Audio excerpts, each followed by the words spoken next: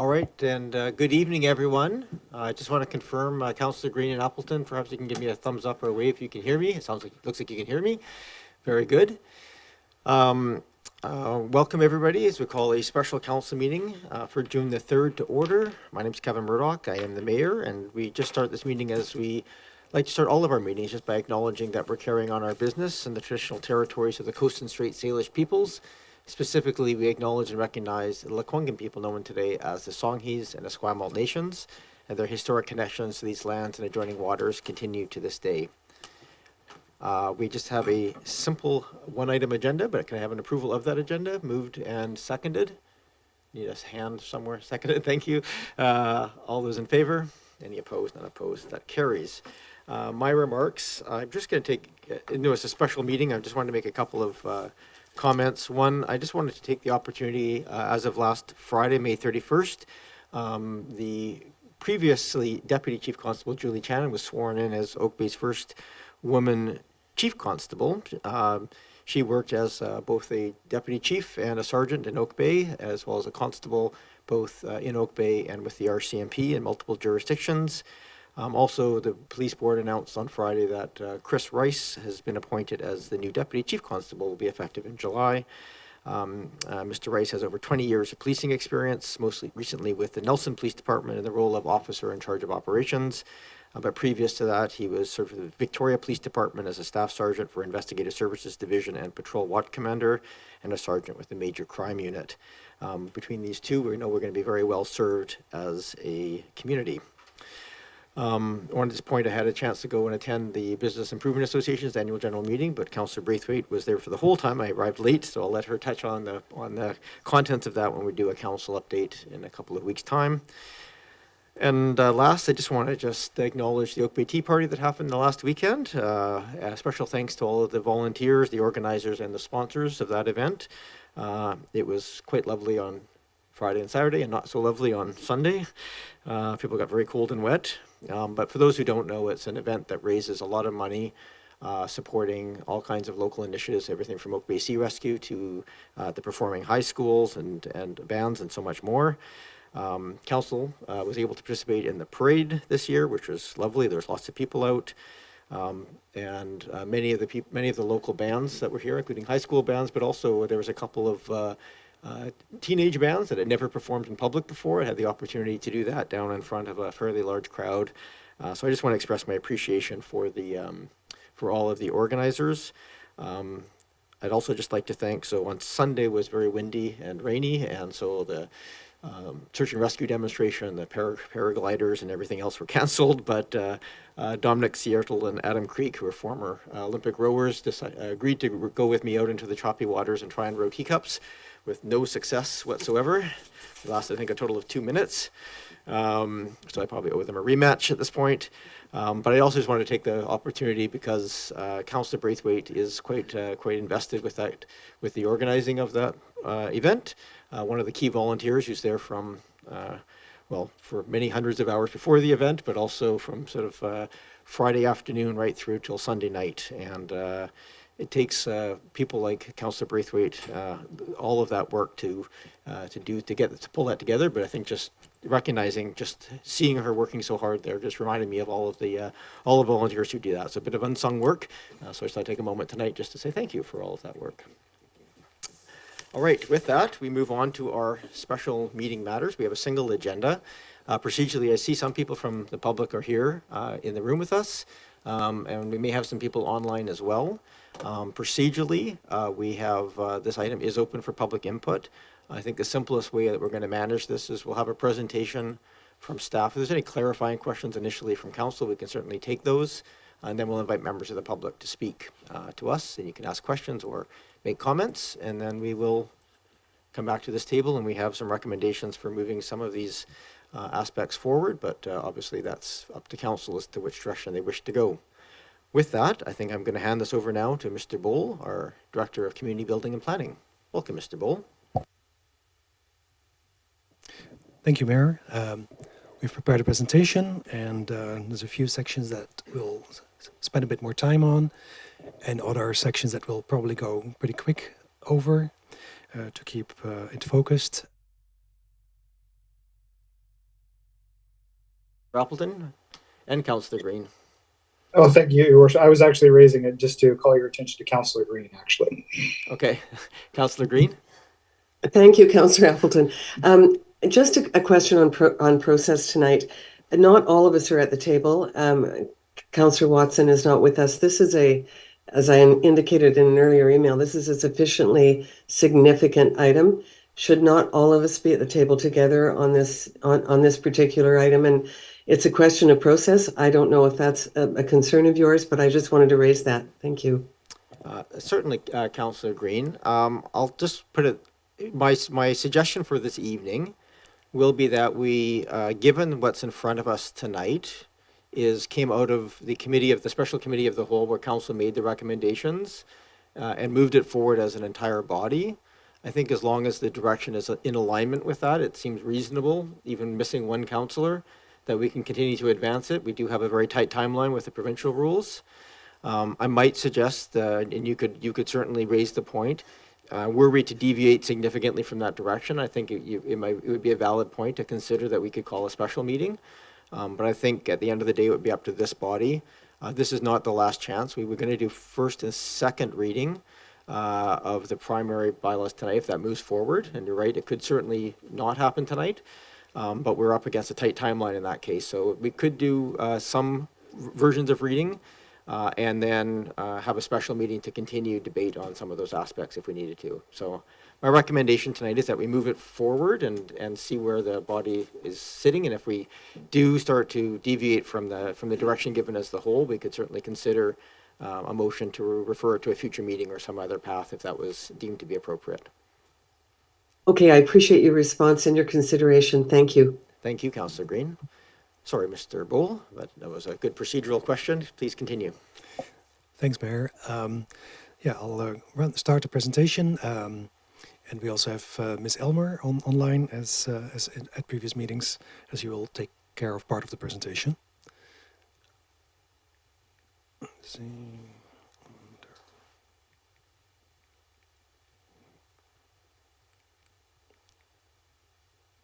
Okay, so most of the slides are a bit of a recap and a summary of public consultation. I'll go fast over that part, but where we also have a couple of slides on how we followed up on the direction from Council from May 16. We'll spend a bit more time on that. But please don't be worried about me cleaning up. I will. And at the final end, we'll close off with staff recommendations. Okay. Good. I figured out the right button. Sorry about that. Let me see. So this builds on this. This is the implementation of our info housing program, and we had an extensive consultation on that in 2022, as you know. And this is overlaid, so to say, with provincial legislation and the requirements to have certain changes in place by June 30th. As discussed before, there are certain what the province called restricted zones, and those need to be changed, and that is pretty much that is all residential, single-family residential zones in the district. And on those lots, we are required to provide 3 or 4, as the case may be, units per lot allowed, and that's included in today's changes. The province has also issued site standards that must be considered, and that's where the district does have some discretion and leeway to decide what kind of site planning regulations apply to the new density of 3 or 4 units per lot. There's also a number of other requirements, most prominently a ban on or a prohibition on holding public hearings on this particular bylaw and other bylaws these days on residential development that is compliant with the OCP. The zoning bylaw review process focused on the changes on technical analysis and also public input from before.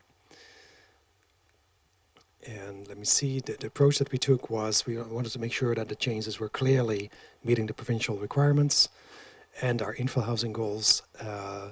But it also means that the scope is therefore a little bit limited. Some of the other things that we would like to consider as well will follow this summer when we have more time to look at a number of other bylaws and possibly additional regulations in the zoning bylaw for info housing. As you know, we had several public engagement events in April and May. Those have been reported on May 16. And on a number of topics, we got feedback from the community. Definitely a continued interest in infill housing options and measures needed to increase housing options in Oak Bay, but also concerns about the potential impact of the provincial requirements and other changes to the bylaws. So I'll probably quickly flip through these slides, but we can definitely circle back if council wishes on those. And then this is the new section on council direction from May 16, and Ms. Elmore will walk us through those. Welcome, Ms. Elmer. Thank you very much, and thank you, Mr. Buell. Thank you, Council, for having me again tonight. My name is Jeanette Elmore. I'm with the consultant team at Modus, and we've been working alongside staff on this bylaw update. This latest presentation responds to the direction from the May 16th Special Committee of the Whole, where Council directed staff to complete further investigation and provide additional information to support the approach to the infill housing program implementation to align with the small-scale multi-unit housing legislation. The following slides outline staff's response to that direction on May 16th. And I'm ready to.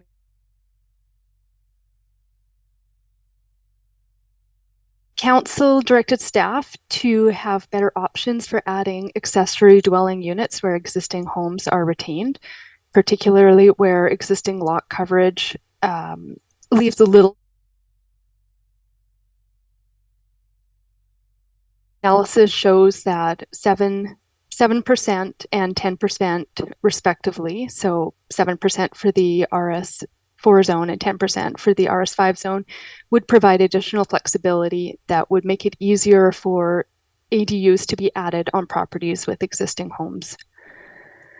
Once we went down this road, we found that lot coverage as a measure of density in the zoning bylaw is overly restrictive in other zones in terms of adding an ADU, and because density can only be varied through rezoning, that would force those situations into a rezoning. Therefore, staff's additional recommendation is to remove lot coverage as a measure of density from the zoning bylaw. Related to this matter, the review also showed that in the RS4 and RS5, the increased lot coverage potential and without floor area limits, the potential maximum building sizes were significantly larger than current housing forms. And as we explored with staff ways to better control the maximum building size and the related number of units, we are now recommending that floor area ratio be reintroduced as a density restriction within all zones and right-sized to fit the scale of lots in Oak Bay. One of the advantages of using floor area ratio, of course, is that it scales up and down relative to lot size, and it can also be tailored to different tiers of density for additional dwelling units or types of units, such as the ADUs. And this also ensures that maximum building sizes are only supported where additional dwelling units are achieved, rather than for single detached forms. Keep in mind also, there's more to say on lot coverage. It's actually a fairly complicated metric once we looked into adjusting it. So I also wanted to add that the current proposal would not change the floor area exemptions that are currently reflected in the zoning bylaw, which enables livable floor area in basements. And that means that the additional free floor area would still be available in each of the zones. And as long as buildings don't exceed the maximum permitted heights. So there's a cap there. Currently, the zoning bylaw restricts floor area exemptions to a maximum of 25% of lot coverage or basement floor area in the RS4 and RS5 zones, but that same control is not in place in the RS1, 2, and 3. As a result, that is recommended to be added in so that there's no massive basements, adding floor area in those zones, which is the opposite of the objectives that we're trying to achieve. But by maintaining this floor area exemption for basements, it allows greater flexibility in the built form by permitting additional floor area where it makes sense. These floor area exemptions for basements will also interplay with the height regulations to restrict massing to no more than 3 stories for a principal building, but overall allows a flexibility to achieve building forms where it makes sense. So, and with that, I'm ready to move on to the next slide. Thank you. The council provided direction on May 16th to include a new definition of permeable surface area and the associated metrics in the draft bylaw amendments. However, given that introducing a definition for permeable surface would impact the existing definition of paved surface in the zoning bylaw, and the complexity of reconsidering interrelated definitions and site conditions, staff suggest instead the introduction of a live landscaping coverage metric as an interim approach to address the same concerns of site permeability and aesthetics. At this point in time, staff have included council's direction for permeable surface and associated metrics as part of the scope in the next phase of updates, in concert with the tree protection bylaw measures and further zoning bylaw analysis and updates. To address the concerns heard from council and the community with regards to the preservation of open space, landscaping, and trees, staff have included a new definition for live landscaping. Associated metrics, as shown on this slide, are proposed within the draft bylaw. Next slide. Thank you. On May 16th, council also directed staff to reconsider minimum parking requirements and the associated paved areas in front yards based on a rate of 2 spaces per single detached home or a rate of 0.5 parking spaces per infill unit. Staff recommend no more than 30% paved surface coverage in the RS4 zone and no more than 40% paved surface coverage in the RS5. This ratio allows for a minimal amount of paving for a variety of configurations for driveways, parking spaces, and or a front walkway or similar other features. Next slide. Thank you. As requested by council, the proposed parking rate for smaller lot zones has been reduced to 0.5 spaces per infill unit, which would result in no more than 2 parking spaces per parcel, whether it's 2 stalls for a single detached or no more than 2 stalls for infill housing. The previously proposed rates of 2 spaces per single detached unit would remain in place in all zones.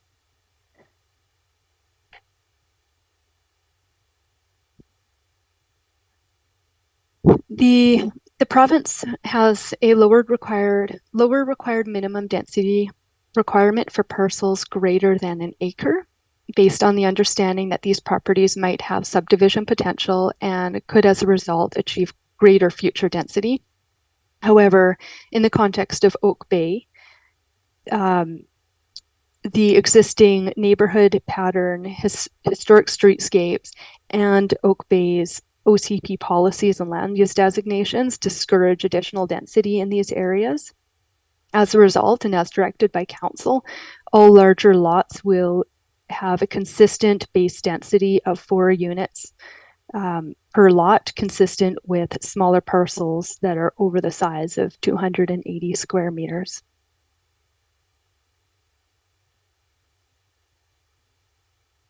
Council also directed staff to review and revise the zoning bylaw regulations to regulate key aspects of form and character in lieu of a development permit area.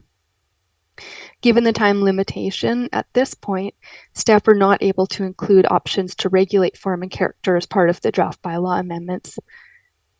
In future, some aspects to regulate form and character that could be included in the zoning bylaw include exemptions to siting requirements or lot coverage to incentivize certain architectural features, requiring certain percentages of exterior walls have articulation either through projections or indentations, using additional layers of setbacks or restrictions on upper floor areas, regulations and metrics for site planning related to landscaping, screening, and open space, and controlling site access and circulation. The zoning bylaw will not be able to regulate design characteristics of projects. This means colors, styles, shapes of buildings would not be regulated and would be up to the discretion of individual homeowners or developers. Regulation of these elements is achievable only through development permit. Recommendations for amending the zoning bylaw and parking facilities bylaw to enable the province's minimum permitted densities follows the same general approach as presented previously. The general approach focuses on minimizing changes required in order to enable the provincial densities, simplifying the regulations where it makes sense and where it's easy, right-sizing densities within each zone, and overall, and above all, protecting the cherished community character, including green space and tree protection. In the interest of time, we won't get into these details in each zone, although we have the slides prepared. We are happy to discuss if there are any questions. And with that, I believe I am handing the mic back over to staff. Oh, or am I? Thank you Am I- very much. Yeah, I think that's good, Ms. Elmer. Go hand this back to Mr. Bowl. Yeah, thank you, Mayor. Let me see. Yes, I'll do that. There's a few slides, but I'll keep it short. So for heritage designated properties, the zoning bylaw includes 2 units right now because there is an exemption to conform with the 4. And then on this slide, there's a few things that are supportive amendments, so to say, related to removing covered parking, removing an occupiable height concept, but maintaining roof height and wall height. Some other simplifications to other bylaw provisions and consolidation of 3 zones. And there's a number of topics that are not changing, so I'll skip over that because we don't need to talk about it today unless council desires that. So back to the staff recommendations. Yeah, today, of course, to receive the report.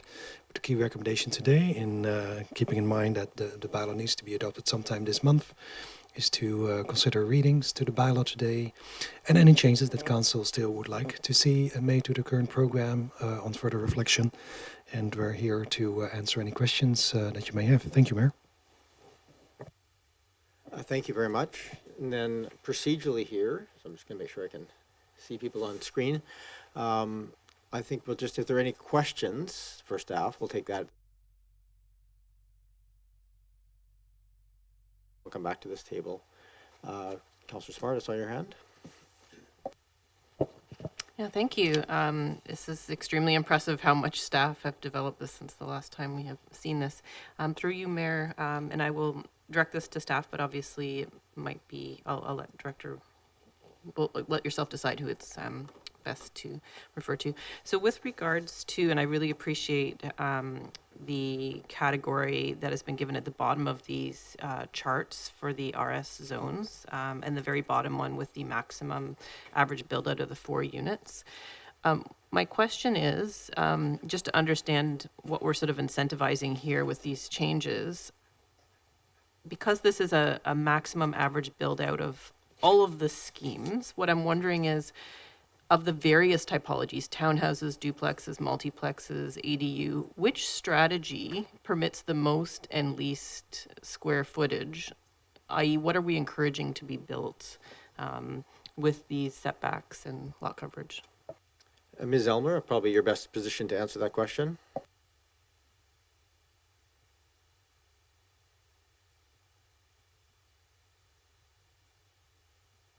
Ms. Elmer, were you? Oh, there we are. Welcome back. Apologies thank you, through the chair. The approach is not to encourage or incentivize a particular form of infill housing at this point in time, but rather to support creativity and flexibility in the development of different units.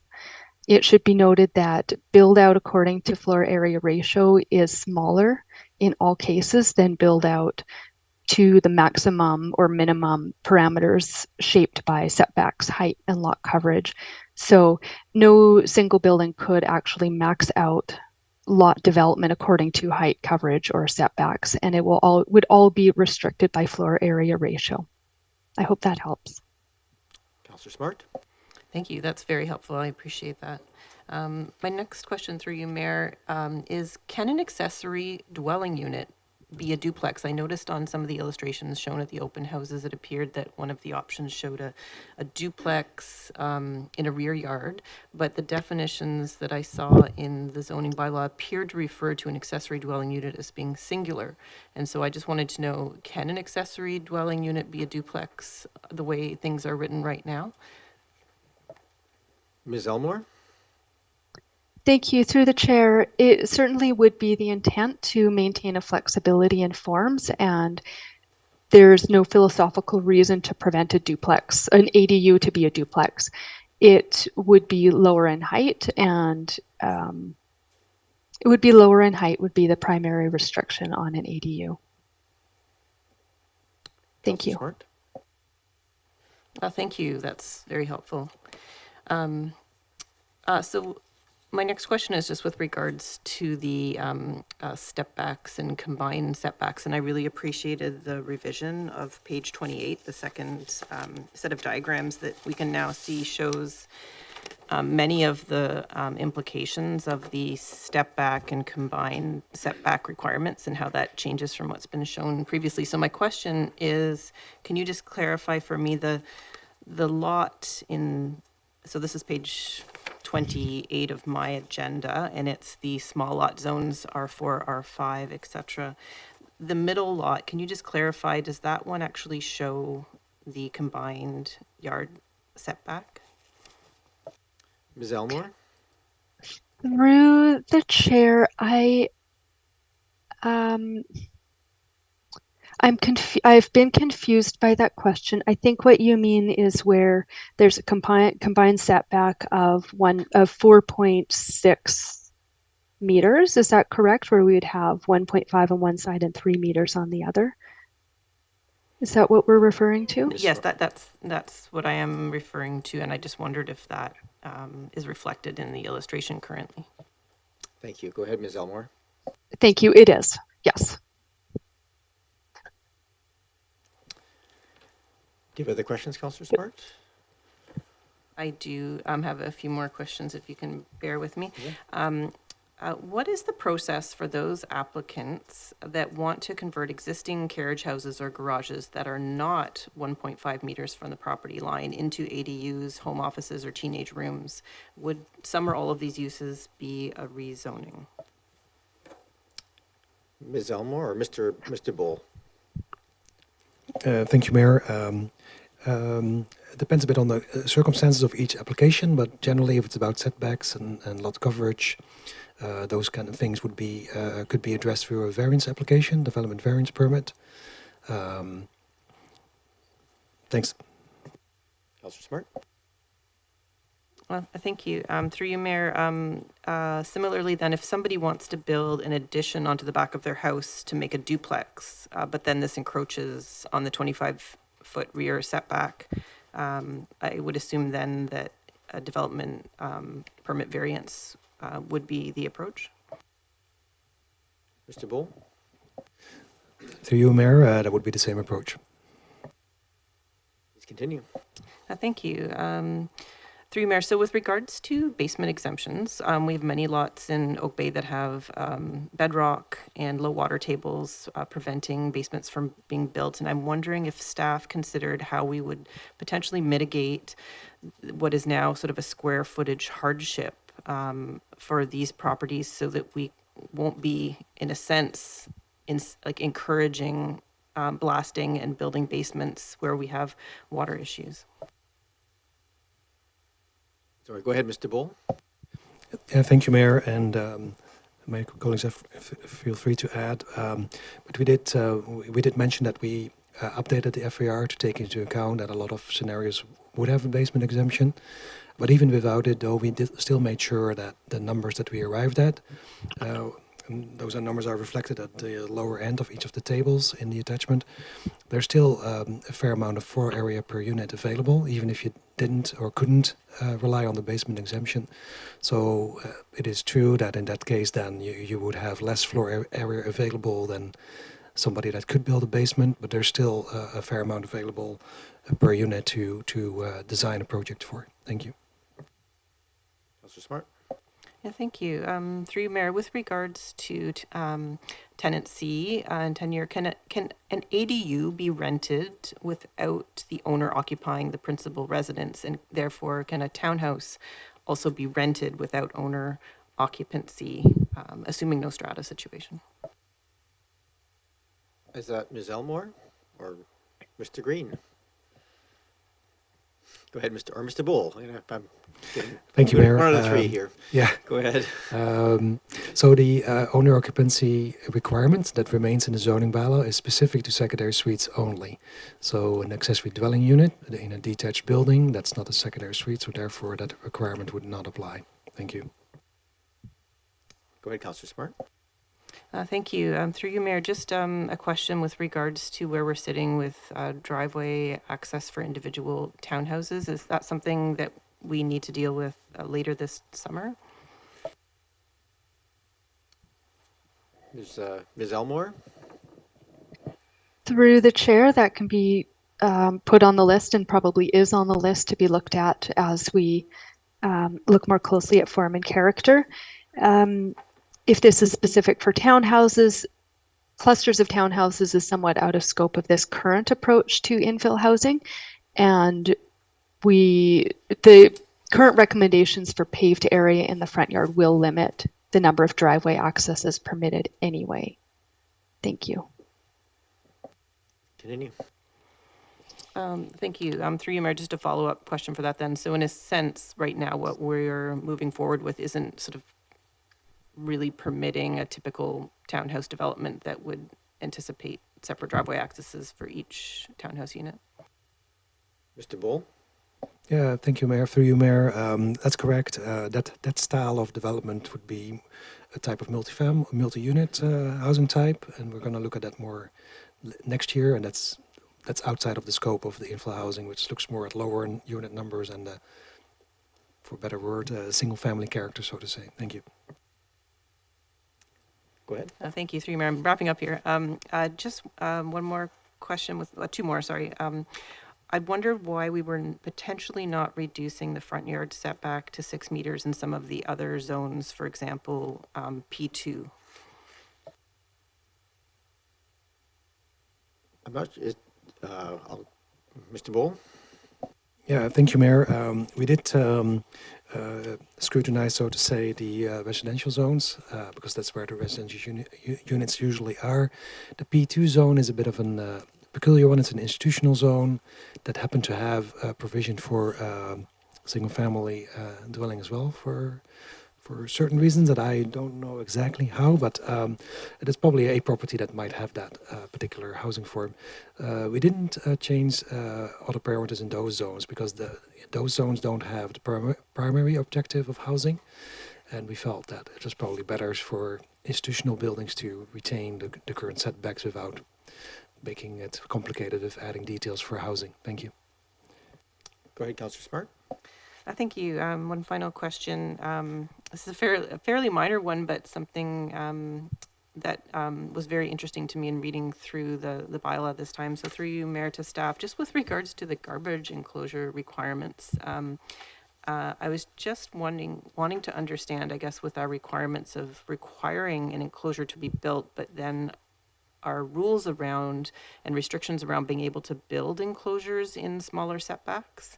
How staff sort of anticipated that playing out. Does that result in everybody having to keep their garbage in their rear yard to adhere to the bylaw? And would that potentially create accessibility issues for some of our seniors?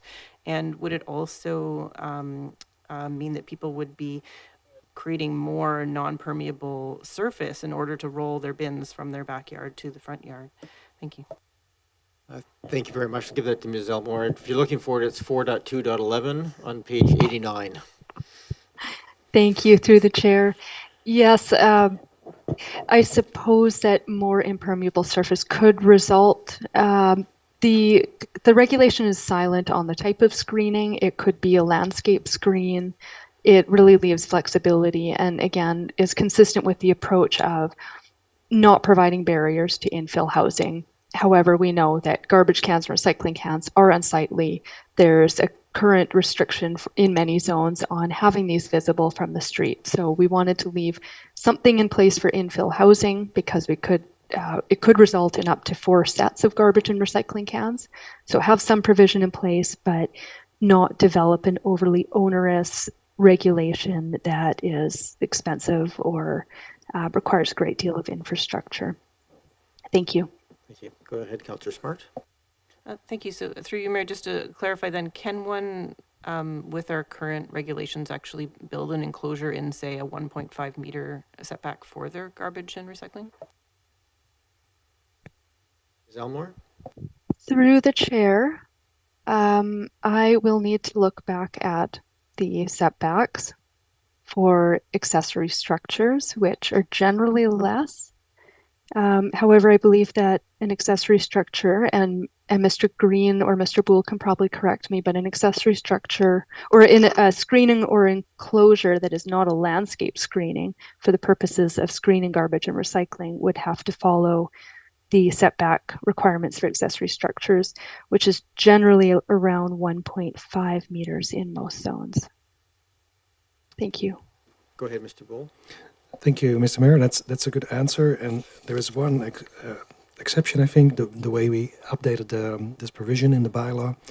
We do specifically speak about that garbage receptacles may be kept within an enclosed structure between a structure and the rear lot line. So that's where we made a specific provision in addition to the setbacks.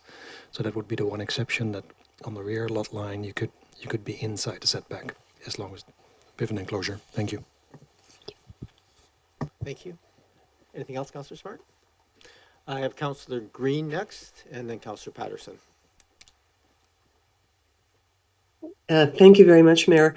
And through you, thanks to staff for the great presentation and the comprehensive report. I really appreciate it. And I basically have only 3 questions, and they're questions that may be hard to answer, but they were flags for me. The first one is on concerning page 12 on tracking demolitions. And we had talked about this before. I believe Councillor Patterson was the first person to raise it before, but I'm hoping somewhere, it may not have to be in the bylaw. It could be in an attending policy, but I hope that we will be tracking demolitions, not only for the number of demolitions of homes, but also for the statistics and the lost number of units that might represent, just so that we have some idea of the impact on our community. So I'm hoping and wondering if that can somehow be reflected in the work going forward. That's the first question. The second question is, and I get asked this so often now, on page 4, there is a reference of the staff report. There is a reference to more affordable housing in Oak Bay. And I'm hoping that we can somehow put some parameters around what that might look like. People ask me all the time. I don't have an answer. So that's just a flag, and perhaps it's something that you could possibly address somehow. I don't know how exactly. Do you want me to ask all the questions and then let you answer? No, Or do you want me to let's stop for deal a with minute? them. Let's take those 2 to start with. Okay. Let's take the second one first. Is that more affordable as in has greater affordability, or is it more affordable as in we adding additional affordable homes in that wording? Mr. Boole? Yeah, through you, Mayor. That reference applies to the whole program, but it's mostly indirectly though, because we're not specifically addressing affordability through the infill housing program. So it's indirectly. We hope that it will contribute to lower prices because there would be more housing options available, and that might and there may be smaller units as well that are relatively more affordable, but also smaller. So it's in that realm where we try to support more ability over time. Thank you. I really appreciate the answer, and I'm just suggesting maybe that that was an excellent way of putting it, and perhaps you could put an EG after more affordable housing, just to demonstrate more specifically or explicitly to the public what we actually mean by that. That would be most helpful, and what you just stated was really helpful. And then we haven't answered the first part of your question yet. Was just where would the conversation around blasting essentially take place? Mr. Green? Yeah, good evening, Your Worship, members of council. So the question of demolitions, we do monitor the number of demolitions on a quarterly basis now as part of our Housing Supply Act and our housing target order. So we do monitor demolitions to take into those accounts in terms of how many units are being demolished versus how many new units are being created. Thank you very much. Thank Ms. you. Green. That's great. Councillor Green, I might suggest just maybe make a note. When we come back, we have the annual report coming back, I believe, soon. Right. It might be worth just flagging because we do have some standardized metrics that we track, and it might be worth just raising the question at that time if we can add that to future annual reports as one of our statistical tracking measures. That would be great. Very helpful. Thank you. And I just have one question left. I combined them, but you mentioned that you are unable at this point in time to regulate form and character because of that work will be later on. And then on page 9, we talk about the retention of existing home and heritage conservation. That work is also further along into 2025, I believe. My question about those two issues, what are the risks, if any, during the interim when these issues have not been addressed in the bylaw? Are there any potential risks that we should be aware of? One, to form and character, and two, to the retention of existing homes and heritage conservation. Thanks very much. Those are my questions. Thank you very much, Councillor Green. Would you like me to pass those to Ms. Elmore or Mr. Moule? Please go ahead. Either one. Thank you, and thank you, staff. Through the Mayor, I'll try to address those questions. They're a bit hard to answer. The first one, in terms of form and character, I would say form is regulated with these changes because we are putting limits on overall floor area of the buildings. We have updated setbacks and heights, but that still does put a control in the overall mass of the building. Infill housing might result in larger homes or buildings, but that is within reason, I believe. Now, the character part is not clearly regulated, but our development permit currently only applies to rezoning applications anyway. So, depending how you look at that, it's not a major change, but it means that people continue to have, if there's no rezoning, to have the flexibility to design the house and the building in ways that suits them best. And then the second question about heritage conservation. Yeah, we had discussions about it earlier, particularly in the context of around the question, how many units should we allow on heritage designated properties? We landed on kind of the conservative approach, allowing 2. And I think where we landed in that way is that instead of allowing 4, because the concern with 4 units might be that might create more of an incentive to try to do something completely else with the property. So there's a default, we hope, protective measure there that will continue to protect heritage designated properties. For other properties that might have potential, the process doesn't really change with this new program. Sometimes properties do come up, people come forward with heritage revitalization agreement proposals. And when we are aware of a property coming up with development interest, we discuss those options with applicants, because currently, typically, if there's a redevelopment and a existing house that might have heritage value, we have these discussions earlier on with applicants. Do they go through a rezoning process, or do they opt for a heritage revitalization agreement process? The last one is actually fairly attractive to applicants because it allows more flexibility than through the regular rezoning.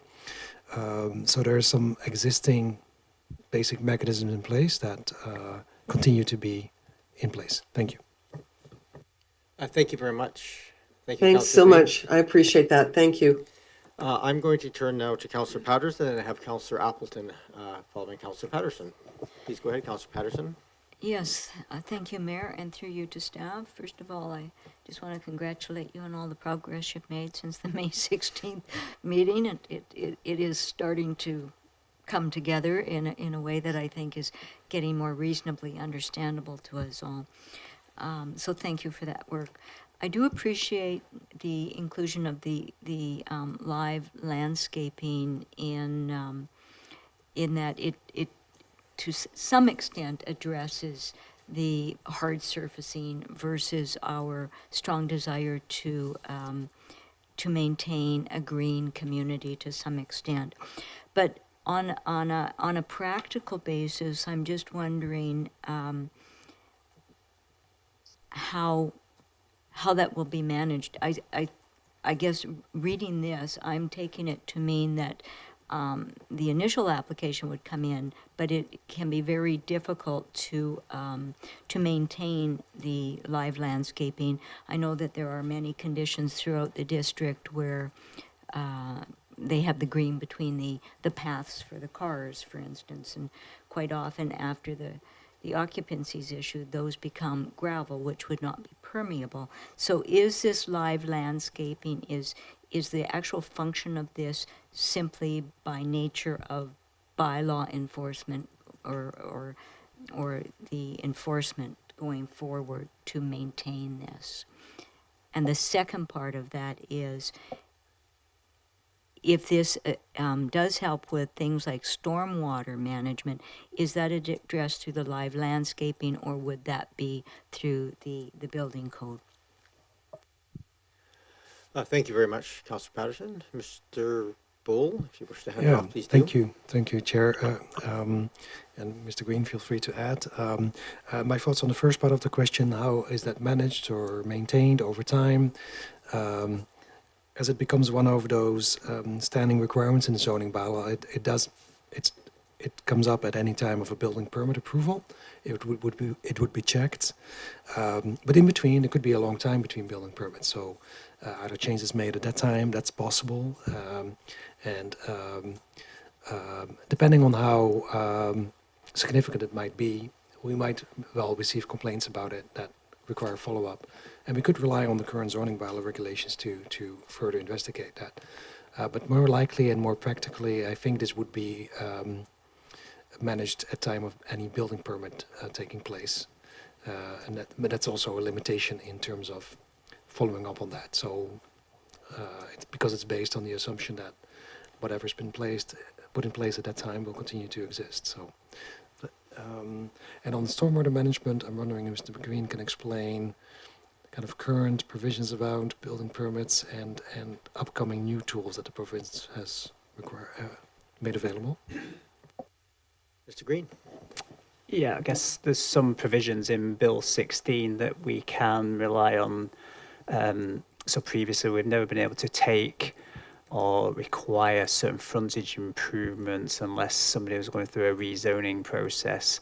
And so now on the Bill 16, the district does have the ability through changes to or introduction of a works and services bylaw that we can rely on the building permit to require certain frontage improvements.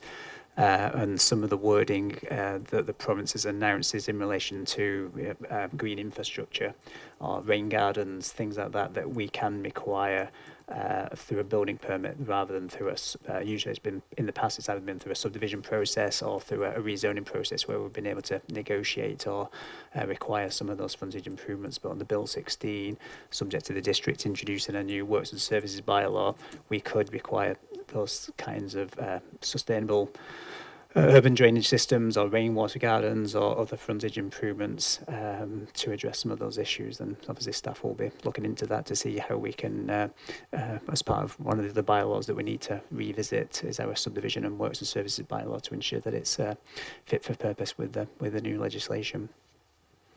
Thank you very much, Mr. Green. Councillor Patterson.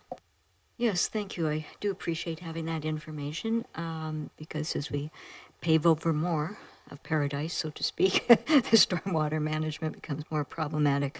The other question I have is really a follow-up on what Councillor Smart asked before, and that is, I noticed in this, of course, the screening of the waste disposal bins, and I know that is already supposed to be done. It's enforced loosely. I will use that term, but for some of these changes, especially where we could have 4 or more units, and if we just use our standard receptacles, there could be 3 receptacles per unit, which could make for 12. And I'm just wondering if any attention has been paid to, here in the district, of course, on garbage disposal days, everybody wheels their bins out to the front street, where some of these lots are, particularly the small ones, if you had 3 units and you had 9 cans and they wheel them out on the one driveway,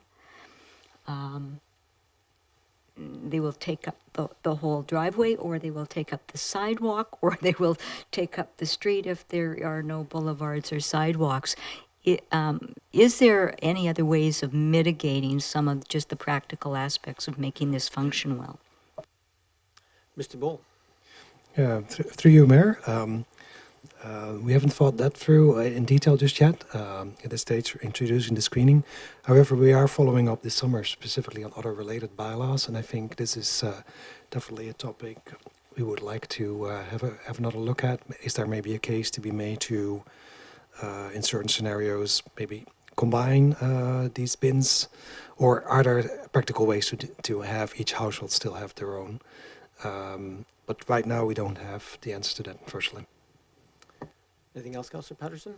No, I think my other questions are really related to things that I too will wait till the annual report comes in, because it really is about tracking and following some of these changes along the way, which they're not really relevant to tonight's discussion, but I think they will be important to the community going forward. Thank you.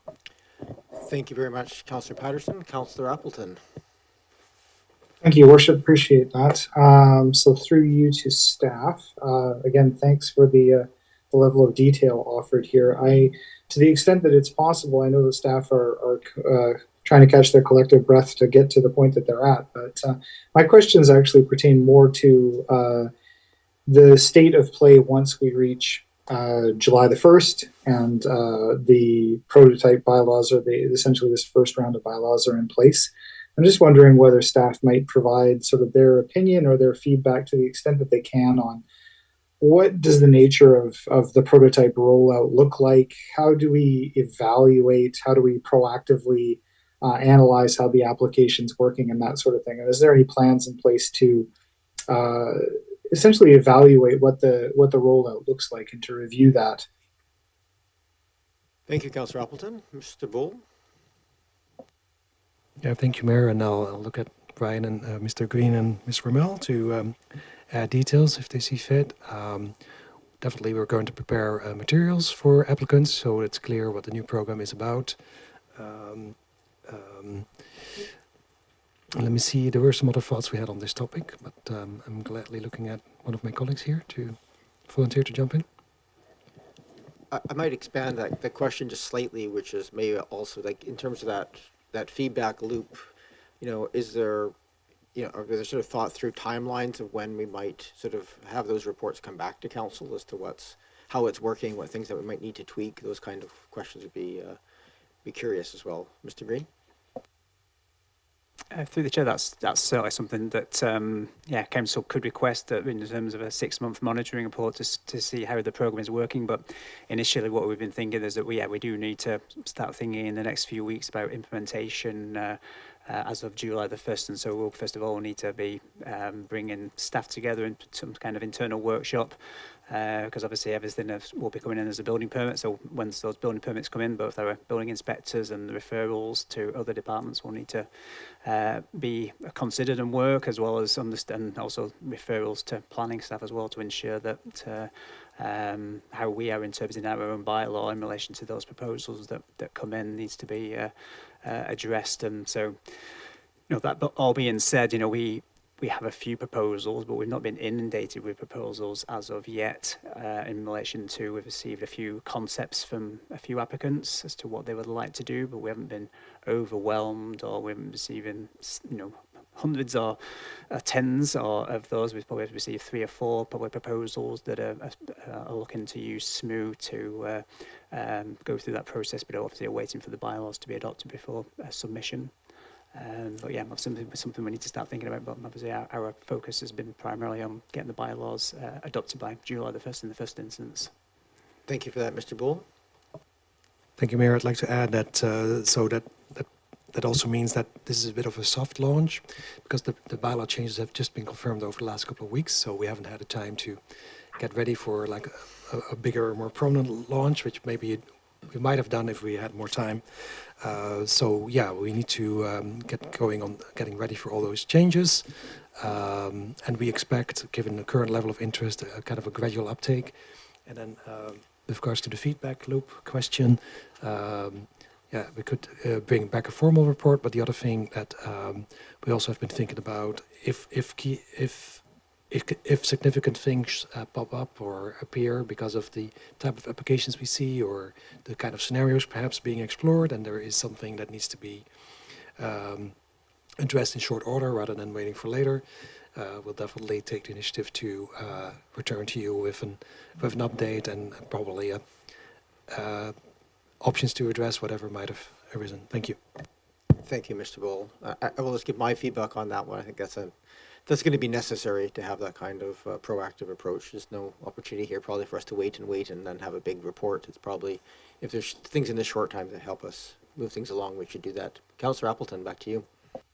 Yeah, thank you, Your Worship. And yeah, I'm actually just picking up on what you just mentioned. Was I heard staff say, and I can appreciate sort of the idea of council establishing a specific timeline for a report back, but I also hear about a lot of unknowns, a lot of understandable unknowns about how the permitting process will apply and any number of different unexpected components as this rolls out. So with I guess I just seek a little bit more clarification from staff just to say, does it make sense for us to establish a timeline for a formal report back, or do we not necessarily need to provide that specific type of direction? But just, I think staff are hearing us say that we do want to establish some kind of feedback loop like that. So I know that there's a lot of unknowns. So I'm wondering what the best approach to council direction is there.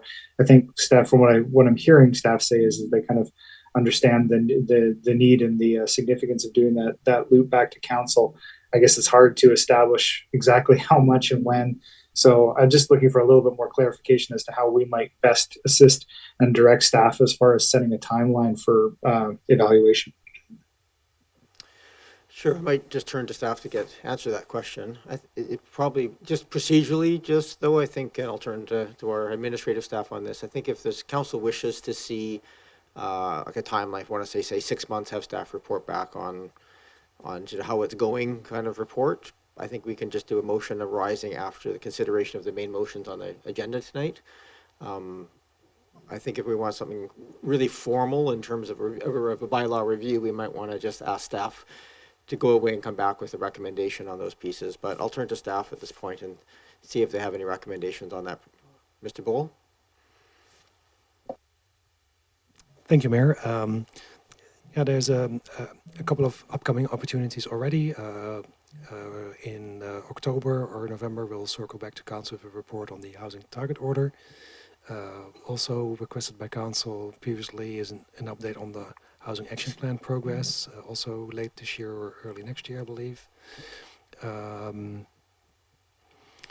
So those will give up readily available opportunities, and we would probably raise any significant issues there. But if there's another kind of more specific update for this program, another option could be to do that sometime next year, because next year we're also working on the other housing designations, and we need to update the official community plan for the 20-year housing need, and we also need to change the zoning bylaw at that time to accommodate 20-year housing needs.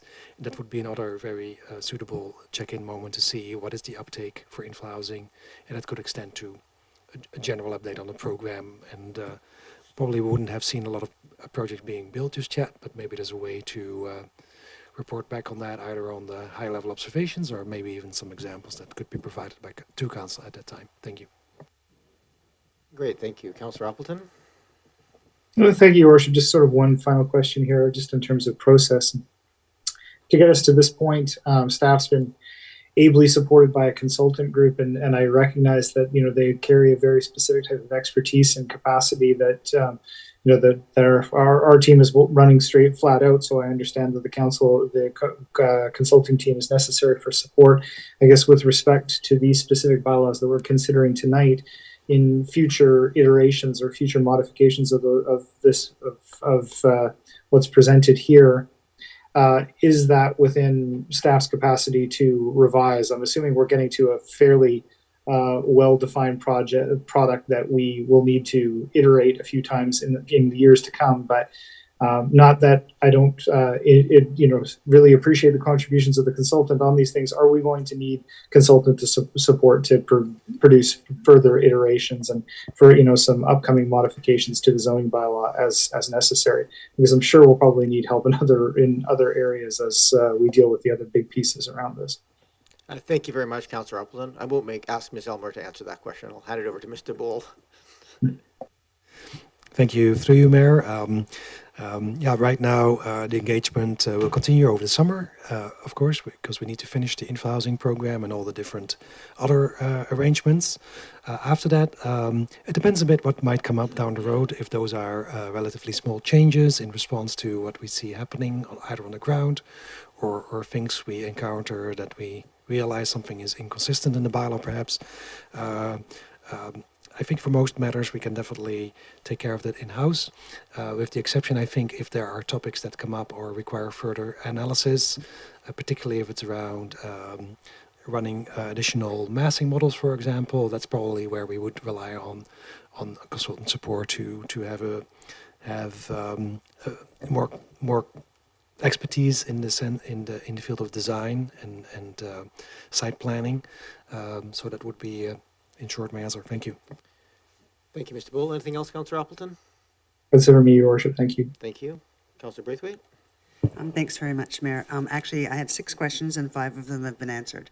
So that's great. So I'm going to go right to my last one, which came up today when I was having a conversation with someone, and they just wanted confirmation that the proposals that have already been approved and in the mix already, that they will be grandfathered under the old rules if that's applicable to their application. Mr. Bull? I'll give it a start, and maybe Mr. Green can add additional information. But for in-stream applications, particularly if they had approval, maybe for a development permit or rezoning, they will continue to be able to act on that permit or approval that they got. In some cases, there's probably at least one example that I can think of that recently rezoned to different single-family zones. Those zones, of course, are updated, so those properties would have a different potential after these bylaw changes have been adopted. But if somebody continues to want to pursue that particular project that was approved, there's nothing stopping them from that. Thank you. Thank you. Thank you very much, everybody. I just have one very minor question, and I hesitate to ask it, but I'm just curious for clarification. On page 91, 4.2.12, there's just language there around garages. This is the previous language that provided an exemption for up to 400 square feet for a garage. And it's just not clear in the wording there is if the wording still refers to an exemption, or is it just setting a maximum permitted lot coverage for a garage? Because the word that was there is just a little, so is that Ms. Elmer? Should I ask that question of? Probably, Mr. Mayor, if you could clarify maybe the Sure. So on the page section 91, section 4.2.12, it just speaks to, it was previously the exemption for a garage in terms of calculation as part of floor area. The word that was, anyway, I'm just curious if that current wording is related to an exemption, but as a layperson reading it, I couldn't be clear what the language was referring to. So I thought I would just ask the question whether that language is intended to be an exemption or if it's just clarifying. Anyway, I'll give it to Ms. Elmer. Thank you, Mr. Mayor. In response to that question, that is generally a regulation that exists in the zoning bylaw and was simply updated with the minimal touch to reflect what is currently permitted for garage floor areas in those zones. And the intent, my understanding of the intent of that is to generally discourage overly large garages despite the permitted floor areas in those zones.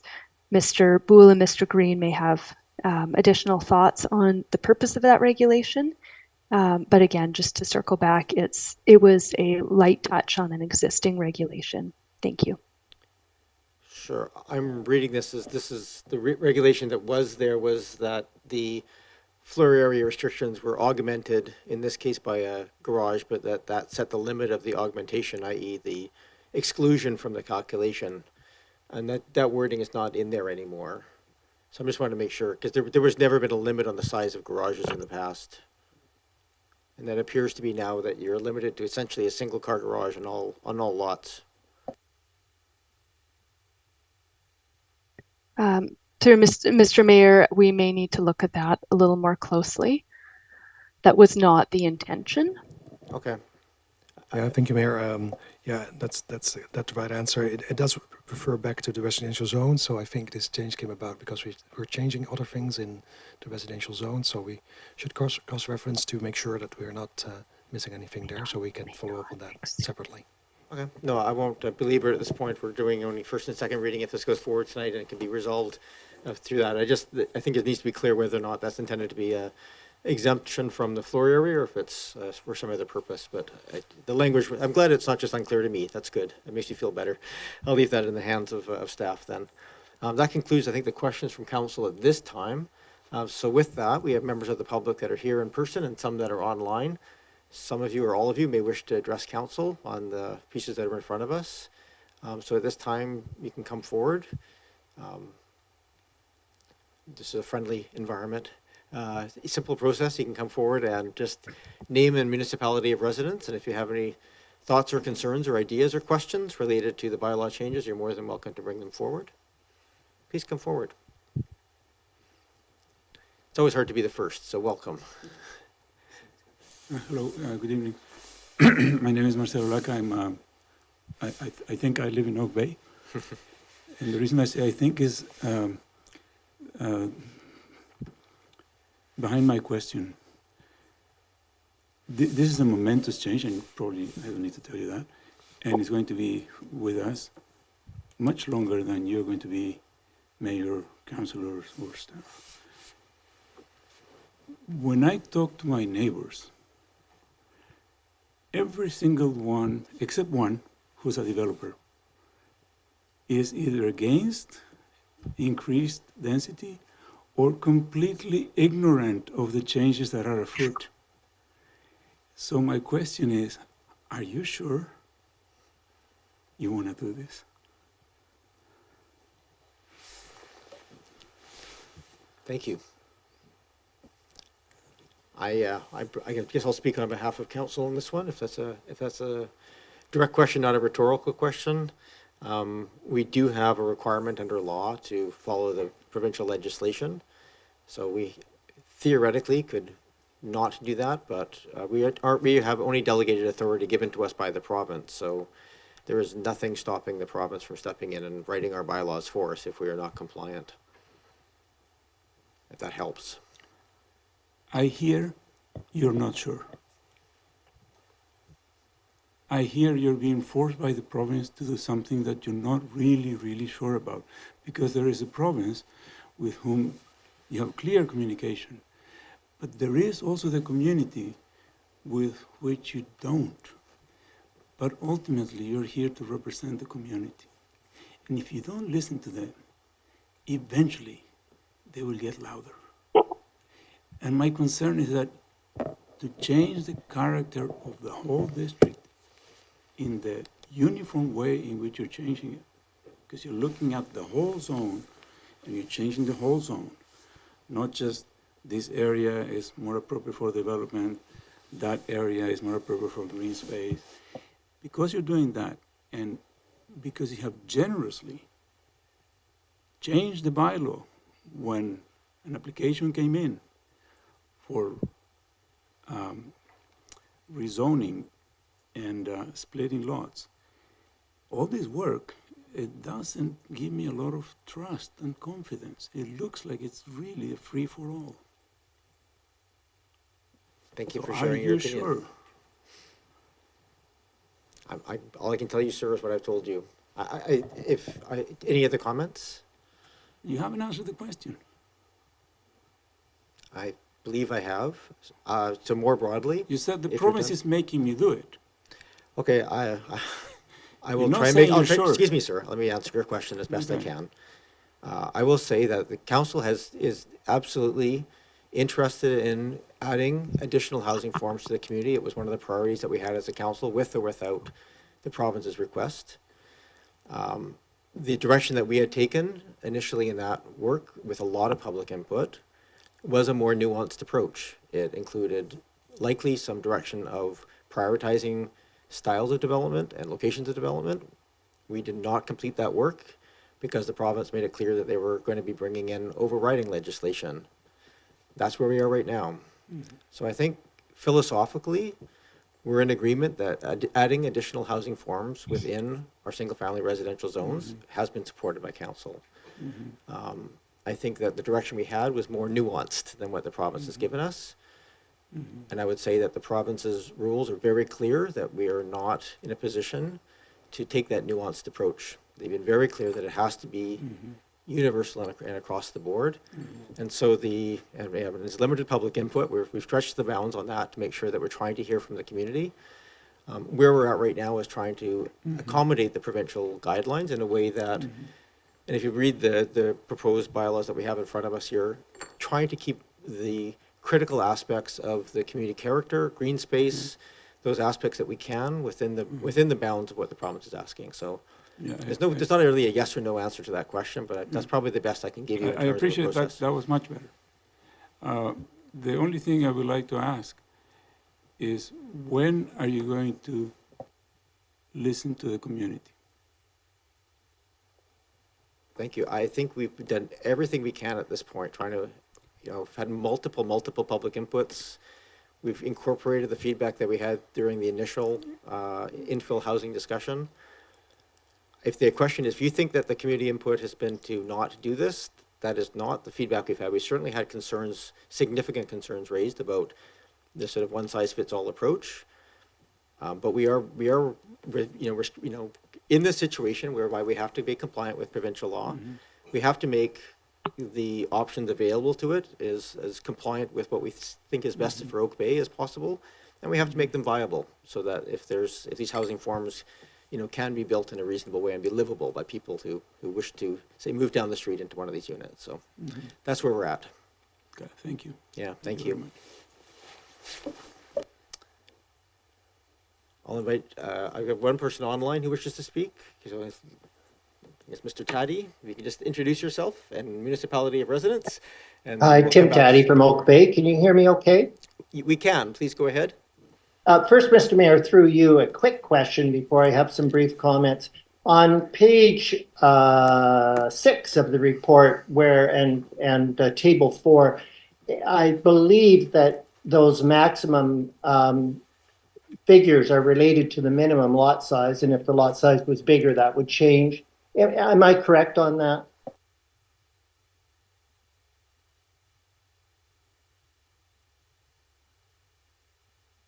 Sorry, I have my microphone off. Yes, that is correct, Mr. Taddy. My apologies. Okay, thank you very much. Just some brief comments. First of all, thank you again for providing the opportunity for feedback, as well as all the hard work of both council and staff in doing this important issue. I personally appreciate all the variables that you are dealing with, and also the extensive community involvement you've had over the last few months. If you'll bear with me, I have a few small points. I think council's likely missing the boat, or at least part of the boat, the stern or the bow, when limiting the increase of lot coverage in the RS4 and RS5 zones to those situations with an accessory building unit. I know there has been some discussion about making changes down the road, but through this process, And with all your effort in the last months, both you and staff are in the best position you have been in years to make meaningful difference to the availability of more affordable and more diverse family accommodation. I personally find it hard to imagine a council and staff of the future will be more informed or better able to make decisions, except for minor refinements. The proposal to bring back floor area ratio in RS4 and RS5 zones and to scale it to density and intensity up to 0.6 for 3 to 4 dwelling units, in my opinion, makes lots of sense, as does the change that would allow for variance applications on lot coverage. But variance should really only be for exceptional situations. Limiting lot coverage to 30%, except in those situations where an ADU is proposed, is an obstacle to creating family accommodation. It stifles creativity, in my opinion, and would most likely result in a significant increase in council and staff time dealing with variances on lot coverage. I've studied the consultant's report carefully and pored over my large Oak Bay zoning map, studying lot sizes. In the majority of our lots, the 30% rule will make those dwelling units unattractive to families because the main floor footprint will be just too small to be workable. Certainly when I look at the illustrations and provided for 4 units, that would be the case. And again, especially with the majority of our lots. Families want and deserve the attributes of a home, a good sized main floor with bedrooms upstairs and perhaps a 1.5 or 2-story residence, created either within an existing building or a new one. We're not going to get there with ADUs, secondary units, and apartment style housing. We need to create a situation where really appropriate family housing is created. The new increased lot coverage amounts recommended by staff under your direction from the last meeting for those situations where an ADU is involved should be expanded, in my view, to include all types of housing in RS4 and RS5 lots. Doing so would bring more lots and houses for conversion into the fold. I've had some good exposure to other communities that have dealt with this issue. And architects, designers, and builders have really risen to the challenge when given the right tools. These suggestions would also be much more in line with the spirit of the provincial legislation, yet still well below what the province is recommending. We hear all the time that Oak Bay is not a developer, and I could not agree more, but let's give the folks the right tools. We need to attract more young families to our community. Thank you for all the work you're doing and for listening, and good luck with your deliberations. Thank you very much, Mr. Taddy. Come back to the room in here. Same process. You need to push the button on the microphone, then just state your name and municipality of residence. Yes, there we go. Welcome. Mr. Mayor, council, staff, my name is Doug Campbell, a resident of South Oak Bay. Mr. Campbell, can you just move the microphone slightly farther away from your mouth? Sorry? Can you just move the microphone about 6 inches away from you? Okay, that better? Yeah, it just gets a bit of feedback otherwise, distortion. I lived in Oak Bay all my life. I did a brief count. I've lived in 14 residences in Oak Bay.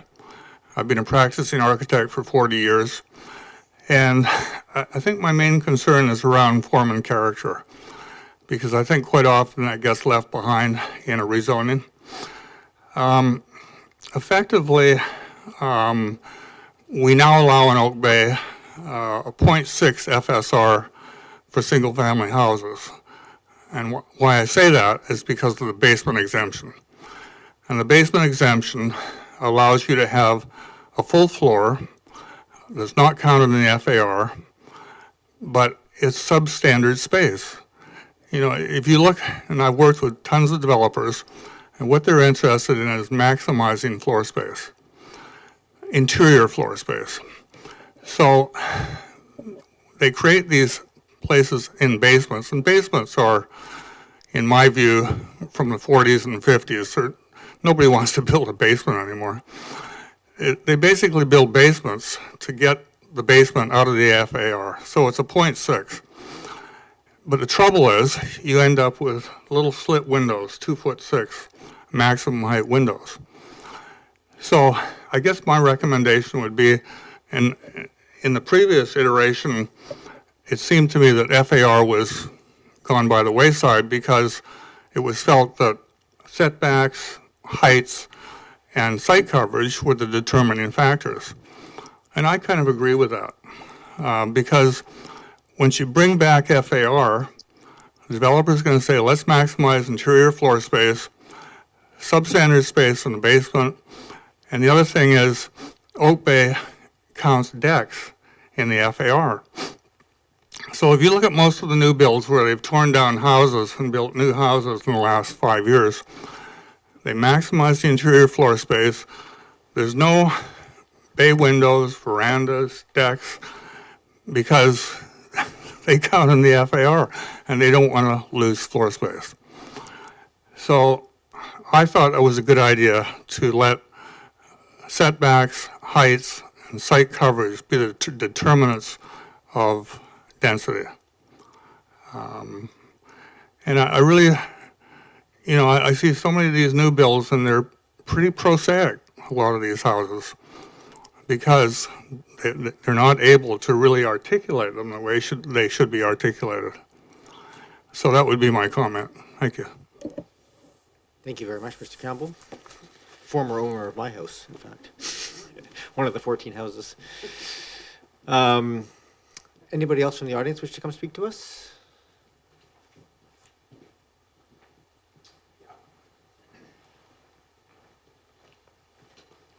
And if anybody online wishes to speak, this is a good time now to use the reactions tab in the Zoom application to raise your hand, and we'll come back to you. Welcome. It's on. You can just state your name and municipality of residence. Okay. Good evening, Mayor and councillors. Yeah. Staff has been busy, I think. Hey, good job. Good work. Steve Niche. I'm a current resident of Langford, but I was born in Oak Bay. I still own the house in Oak Bay, and I'll probably retire at that house. So, in Oak Bay. That's the plan.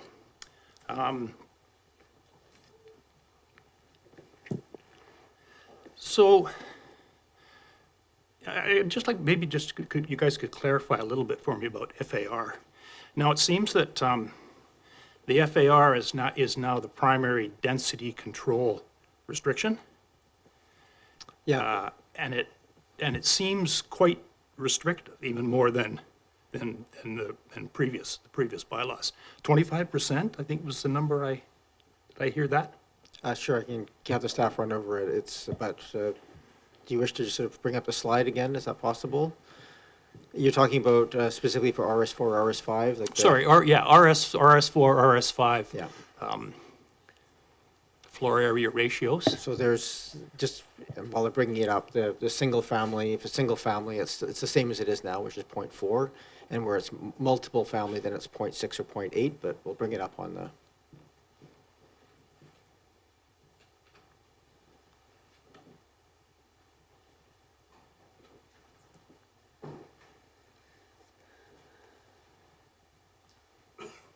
There we go. Do you want to just walk through that very briefly, Mr. Bowles? Yes, I can do that. So yeah, floor area ratio is definitely used to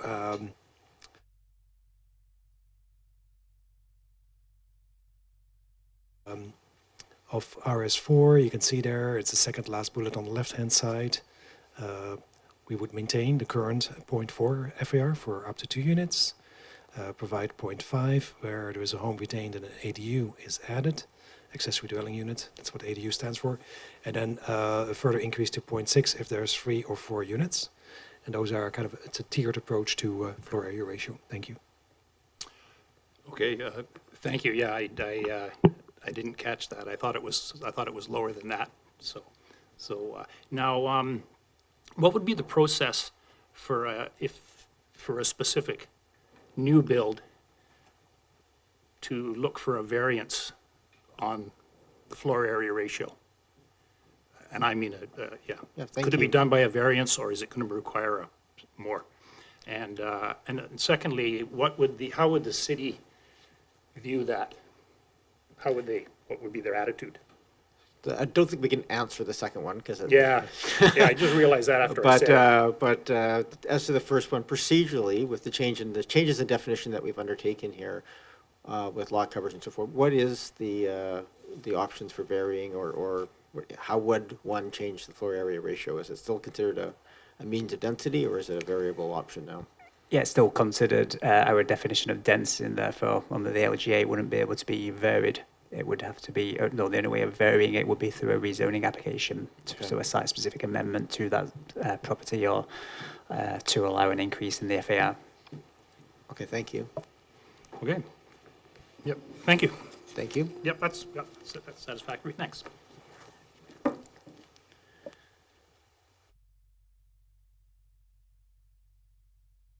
To come talk to us? It's often an uncomfortable thing. I think the most uncomfortable I've ever been in this chamber is walking up to that microphone. So we try and make it as gentle as possible. Welcome. And then I see someone online has raised their hand as well, so I'll come back to them after this.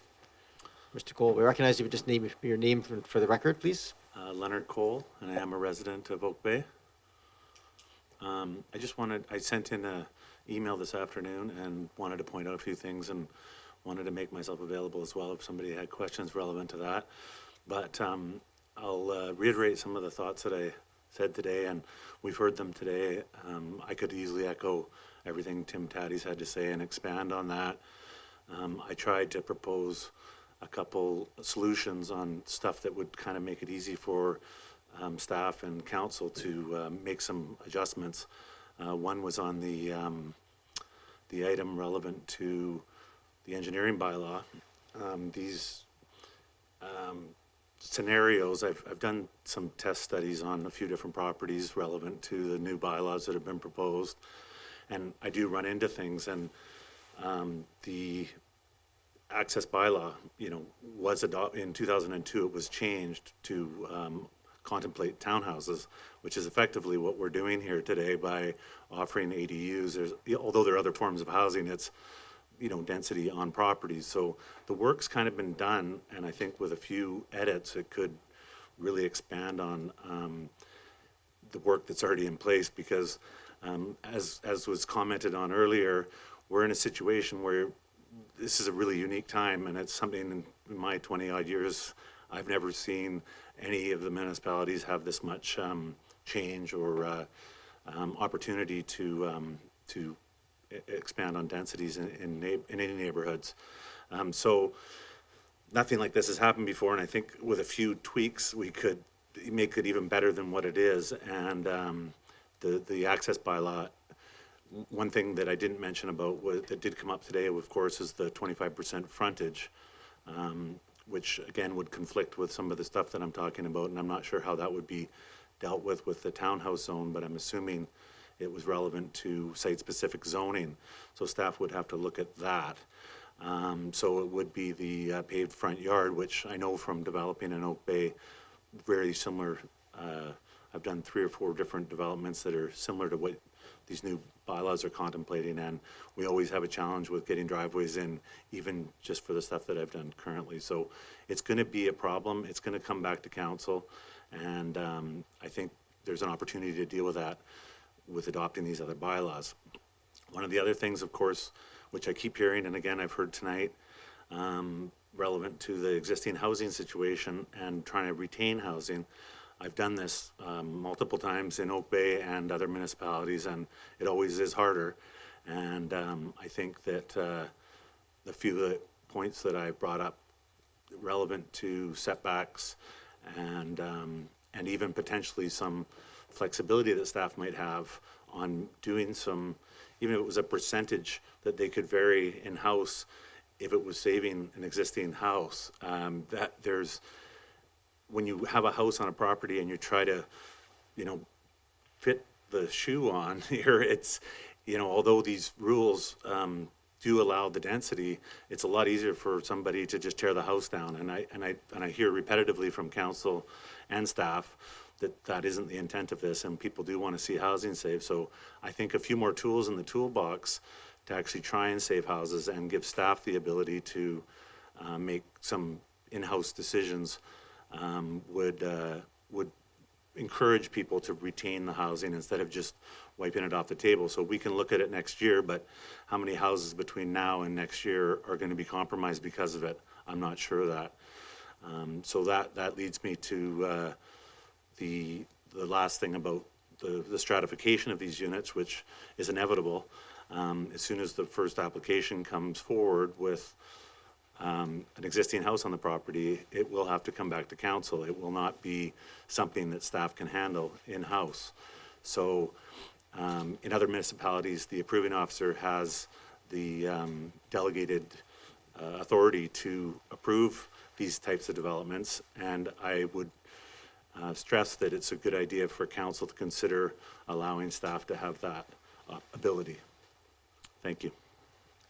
Thank you very much, Mr. Cole, and thank you for sending your thoughts in writing. We do have them procedurally here, and I'll go online next, but those matters are well raised, and I really appreciate them. I think if council's interested, because they don't relate to the core of the bylaws being contemplated here, probably an appropriate motion arising is to have them come back. We do have some delegated authority work coming back to council in the reasonably near future. We might just ask if council feels that there's some merit there, that we could just direct staff to bring back, or what the implications of those changes would be as well for council's consideration. So because they're not core to the bylaw tonight, we can't really sort of do that, but we certainly have that process underway. So thank you for raising those pieces. To the person online, if you would can unmute and just state your name for the record, name and municipality for the record. Yeah, my name is Pamela Ubita. I'm an Oak Bay resident. I sent an email through as well, kind of speaking to the same thing the last fellow was talking to about setbacks for ADUs. I was hoping to see a little bit more, a little less setback there, to be honest. And you can refer back to my email about that.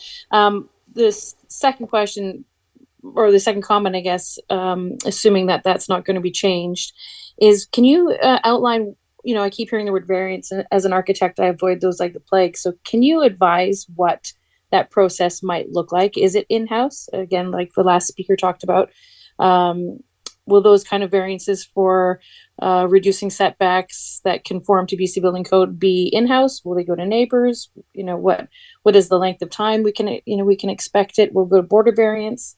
Those are the kind of questions I'm curious about. Thank you, Ms. Ubeda. Mr. Bull, it's a pretty standard process that we follow with our variance process. Yeah, thank you, Mayor. The development variance permit process is the route to follow there, and currently that goes to council, not delegated just yet. There is an option, depending on the circumstances of a site and project, to go to the Board of Variance instead. The Board of Variance does have more limited scope of authority. So it would depend on a case-by-case basis how that is processed. Thank you. And the question was also notification. So all variances require notification to 50 meters, I believe, within the property line. Is that correct? Yes, that is correct. It's probably worth mentioning that council has directed staff to draft an amendment bylaw to our council's development application procedure bylaw to delegate minor DVPs to staff, and obviously probably once these bylaws have been adopted, we'll bring that amendment bylaw back to council for its consideration. Thank you very much for that. Ms. Ubeda? Yeah. It's still, it's still, as I said in my email, I think there's, you see the people that are coming to the table, they're really against all this stuff. And I just worry that as soon as it goes to the neighbors, things are going to get shut down. So that's my concern. And that's why my suggestions were for existing buildings to. Point of order, Mayor. Go ahead, Councillor Green. I'm concerned about some of those comments, and I also believe that Ms. Ubeda is serving on our Advisory Planning Commission. So I think we have to be very careful tonight. Thank you. Thank you. I think we'll just take it as a point of caution, but please continue, Ms. Ubeda. Yeah, no, that, as per my email that I distributed, I worry that there would be, given the climate with, probably a good portion of the people in Oak Bay being pretty against density, how that's going to unfold. Sorry, but Ms. Ubeda, at the end of the day, we're here to talk about the merits of the bylaw. You're welcome to talk to that if you don't mind. At this point, the process is we're not talking about our variance process, which you've heard. You asked the question. So perhaps if you wish to, we did get your email and certainly appreciate that. If you wish to speak to that specifically, you're more than welcome to some of the specifics. Yeah, no, nobody responded to it, so that's why I was just asking my understanding is that it's not going to be changed. So that's why I was curious what the variance process would look like if it was a traditional one, or if there'd be a new type of delegated variance put in place for these kinds of things, which there is a note in the report that it could be delegated. But just wanted to get a bit more detail on that. Sure. And so I think I might just answer that question a bit more with a bit more clarity, and staff, please jump in if I get it wrong. As Mr. Bull noted, or Mr. Green, there is right now out to staff to bring back some options for delegating some variances and some other aspects of our building application process. So those options will be considered, but I certainly couldn't speak to whether or not that would be recommended or if council would adopt that specific at this time. It's just we would rely on that report back from staff for those considerations. Thank you. Thank you. Anybody else? I think we've had everybody in the audience speak already. Okay. If I might just sort of bring back to this table, there was a couple of we had some discussion points from members of the public around the use of FAR versus the use of setbacks and sort of building envelope. And certainly that was the direction last time, and obviously staff went away and in looking at various approaches. I know there's pros and cons of both. Is it possible, maybe it's too big a question, but just to give a brief overview of what was kind of the tipping point to go from the sort of the setback approach to controls to back to the FAR, and what sort of triggered that change of approach under the current model? Should I give that to Ms. Elmore?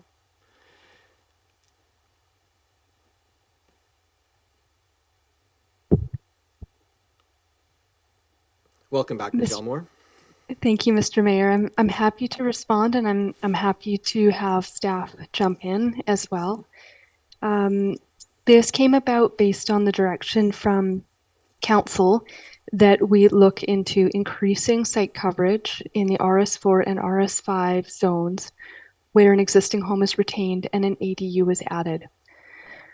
And in that previous approach, we were relying on site coverage and height to limit maximum build out on these parcels. So when we went back and did our calculations, increasing site coverage, the build out became what we feared overly large and not in line with the intent of council's direction. There were other concerns as well, and that related to the measure of density currently in the zoning bylaw, which considers site coverage a measure of density. And because density cannot be varied through a development permit, we thought that was overly restrictive in the case of adding ADUs on other zones, like RS1, RS2, S3, and would therefore trigger a rezoning where an existing home is retained but is maximizing the lot coverage.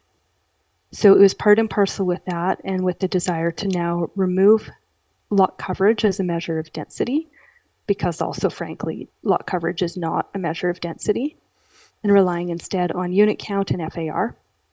I also found when we redid the calculations based on increasing lot coverage for ADUs in RS4 and RS5 and removing that density control, we found that the FAR changes across zones scaled better, so that there was a scale up in FAR and a related unit size for single detached or infill in each of the zones that corresponded to the minimum lot size in those zones.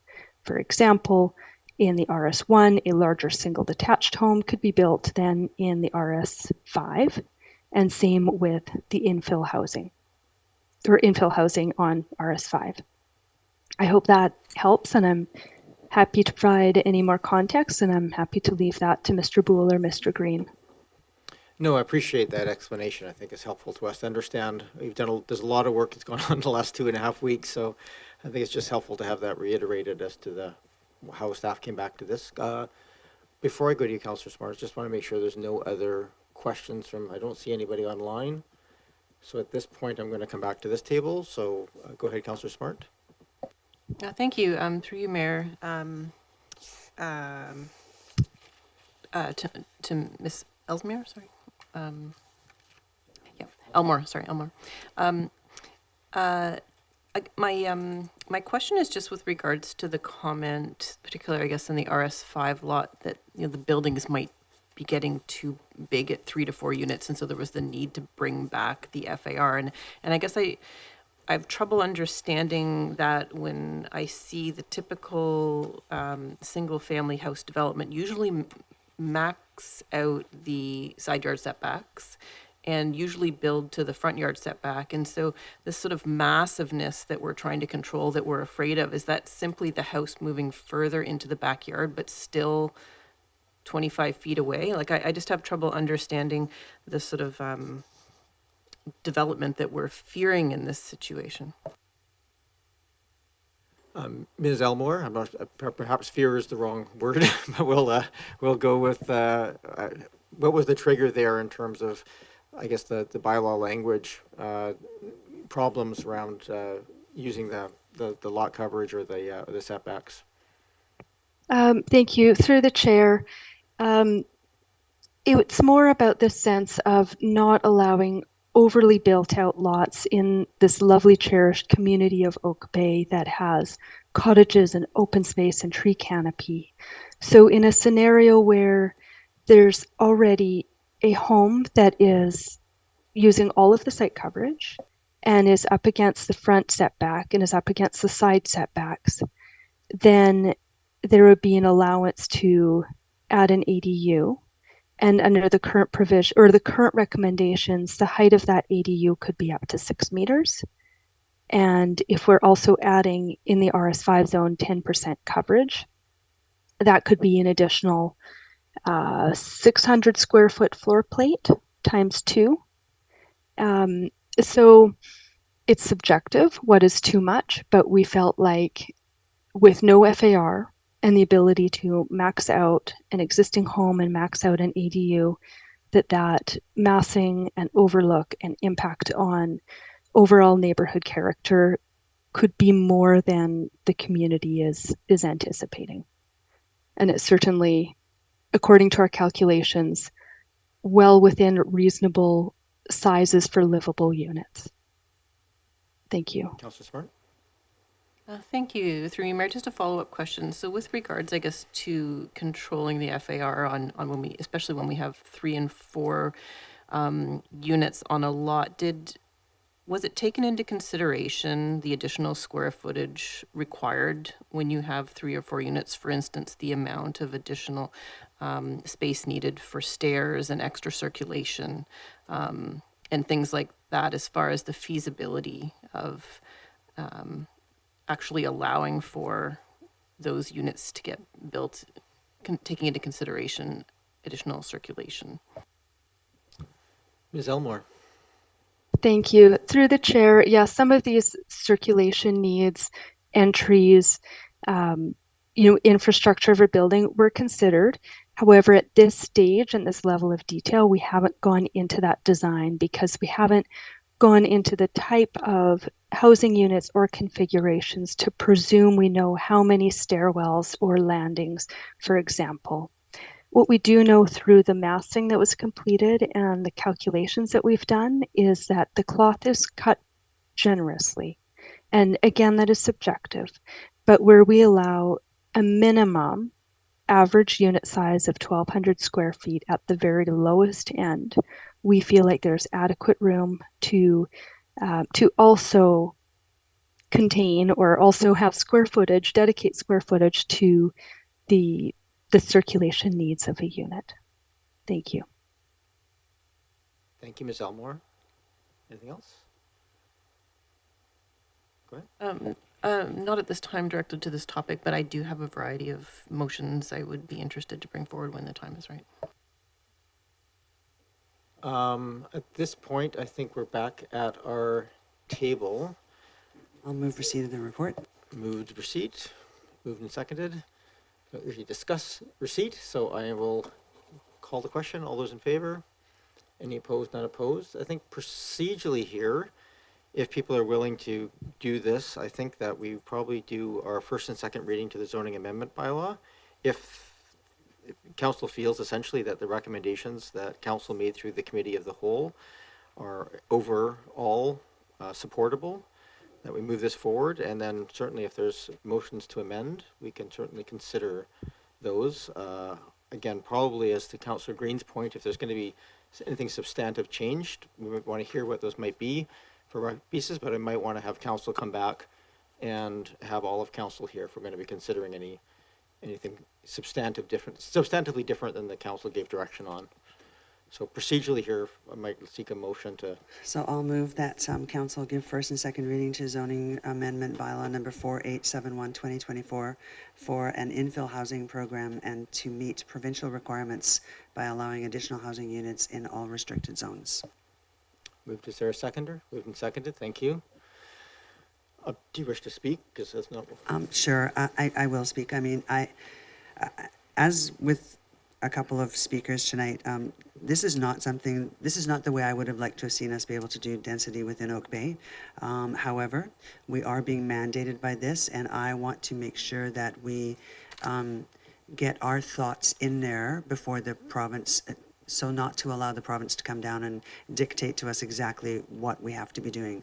I think if we go to the province and say, here's our first shot at this, and these are what we think would be reasonable for our community, then that's a good thing. I'm still not in agreement with the with allowing this to go forward in Uplands. However, I know the will of the council is to allow that to go forward, so I'm going to support this motion in the way that it's being presented tonight. And again, it's not the way I would like to see it be done, but this is what we're being dictated to do, and so I'm going to support it. Okay, thank you.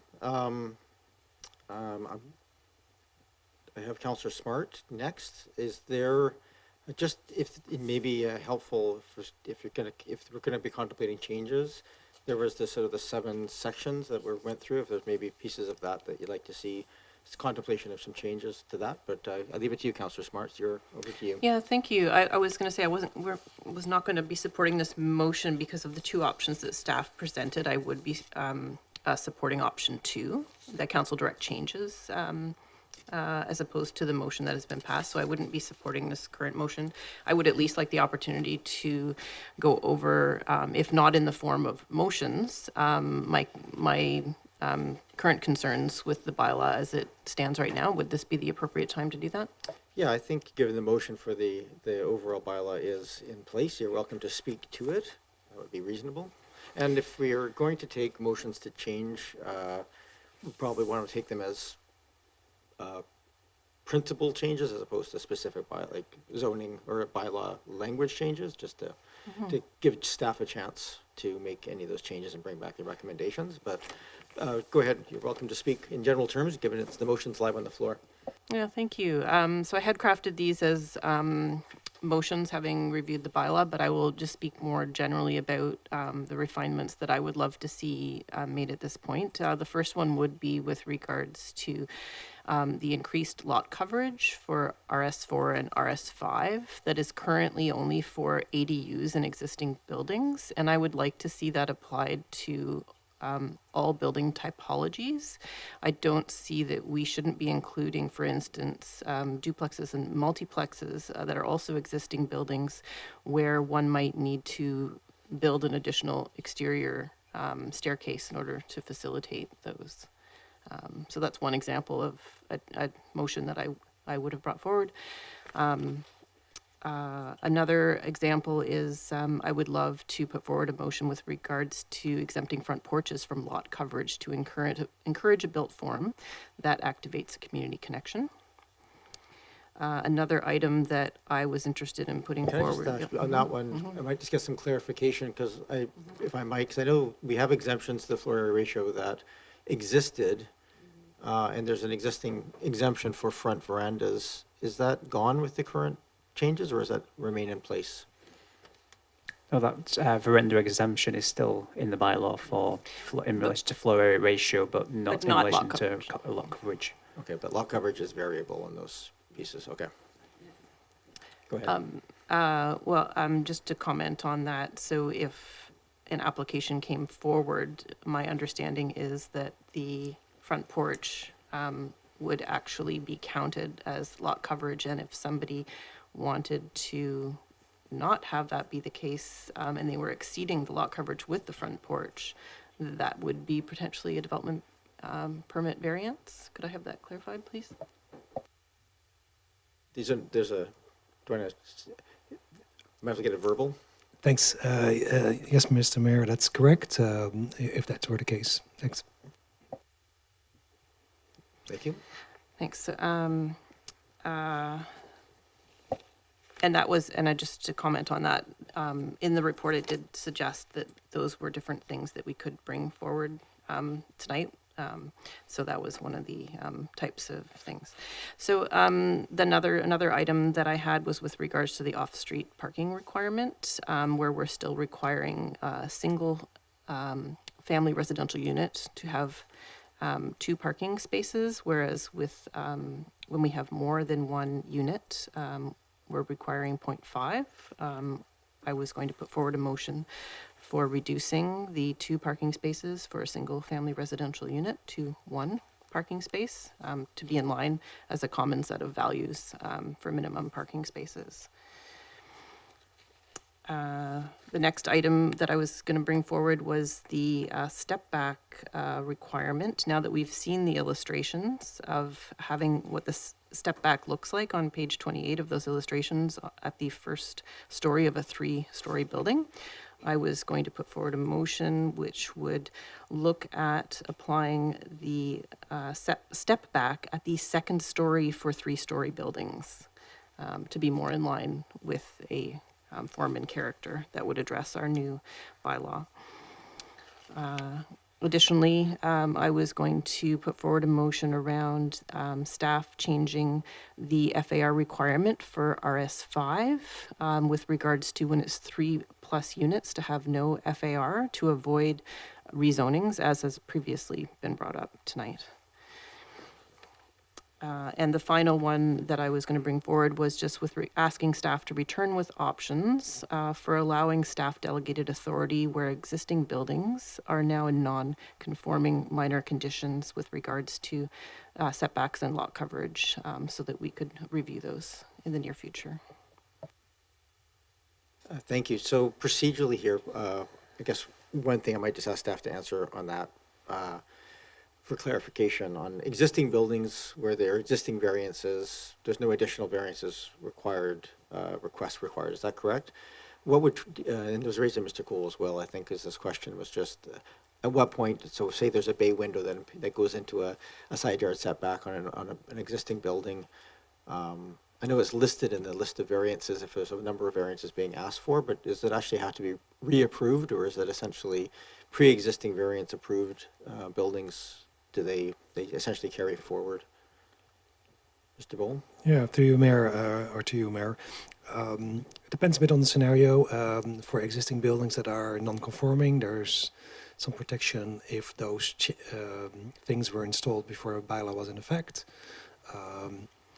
That said, typically if there's something being approved for a site, like a development variance permit, we usually collect the other matters as well to make sure that they have an approval. There may also be scenarios where there is an older approval that will remain in place. In that case, we probably wouldn't revisit that. So there's a couple of different options there that might come into play. But particularly for existing buildings, there's no expectation on the part of the district that it would be necessarily changed, but it might affect the options for further development on the site. Thank you. Thank you. So procedurally here, I just want to make sure I've got my process down pat. We have a zoning bylaw. We're not allowed to have public hearing on it, so it's just going to be happening here, right? And then it goes, we do first and second reading tonight. If there's any changes, I think Councillor Smars indicated she may wish to make some recommendations for amendments. Those recommendations, we do it after the completion of second reading, or now that it's been moved first and second reading? So we adopt first and second reading, and then we take direction for change. And just for people online, if you can just answer the question. Go ahead, Ms. Plouffe. Thank you, Your Worship. It would be once you have adopted, or once you have completed second reading. Okay. So procedurally tonight, if we're going to make changes to it, if that's the will of council, we should do first and second reading, and then we can take motions to amend. And then those changes would come back, if any, for consideration. I got Councillor Green has got a hand raised. I just want to make sure I understand the actual process that we would follow. And if there's a desire for council to defer this in some way, shape, or form, we can certainly do that. But I think we do need to deal with first and second reading at this point, although we can refer the entire matter to a future meeting.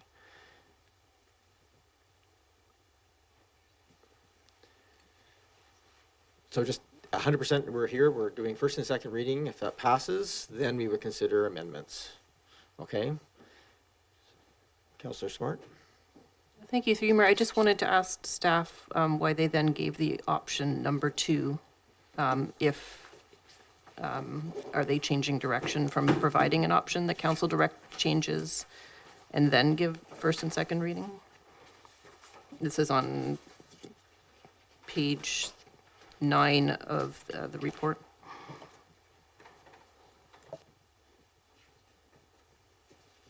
Oh, Mr. Thank you, Mayor. Maybe as an explanation, that particular option that we had crafted there earlier, in our planning team, we were not aware of a particular provision in the council procedures bylaw, and that one is the one that Ms. Plouffe was referring to. So it requires bylaws to first arrive at a second reading, and then changes need to be considered. So, yeah, apologies that that particular wording should have been the other way around. Thank you. Thank you. I'll take it as the intention is, one is to do it, keep it intact. The second is we can make changes to it. So what I'm hearing is that the motion right now is to move it forward intact, and that Councillor Smart, you've indicated that you might wish to raise some motions to make amendments. So at this point, I'm happy to, if there's no further debate on it, I'm happy to call the question on the motion for second reading, and then we can get to discussion around any amendments to that. Don't see any, so I'll call the question. All those in favor? And any opposed? Councillor Smart opposed.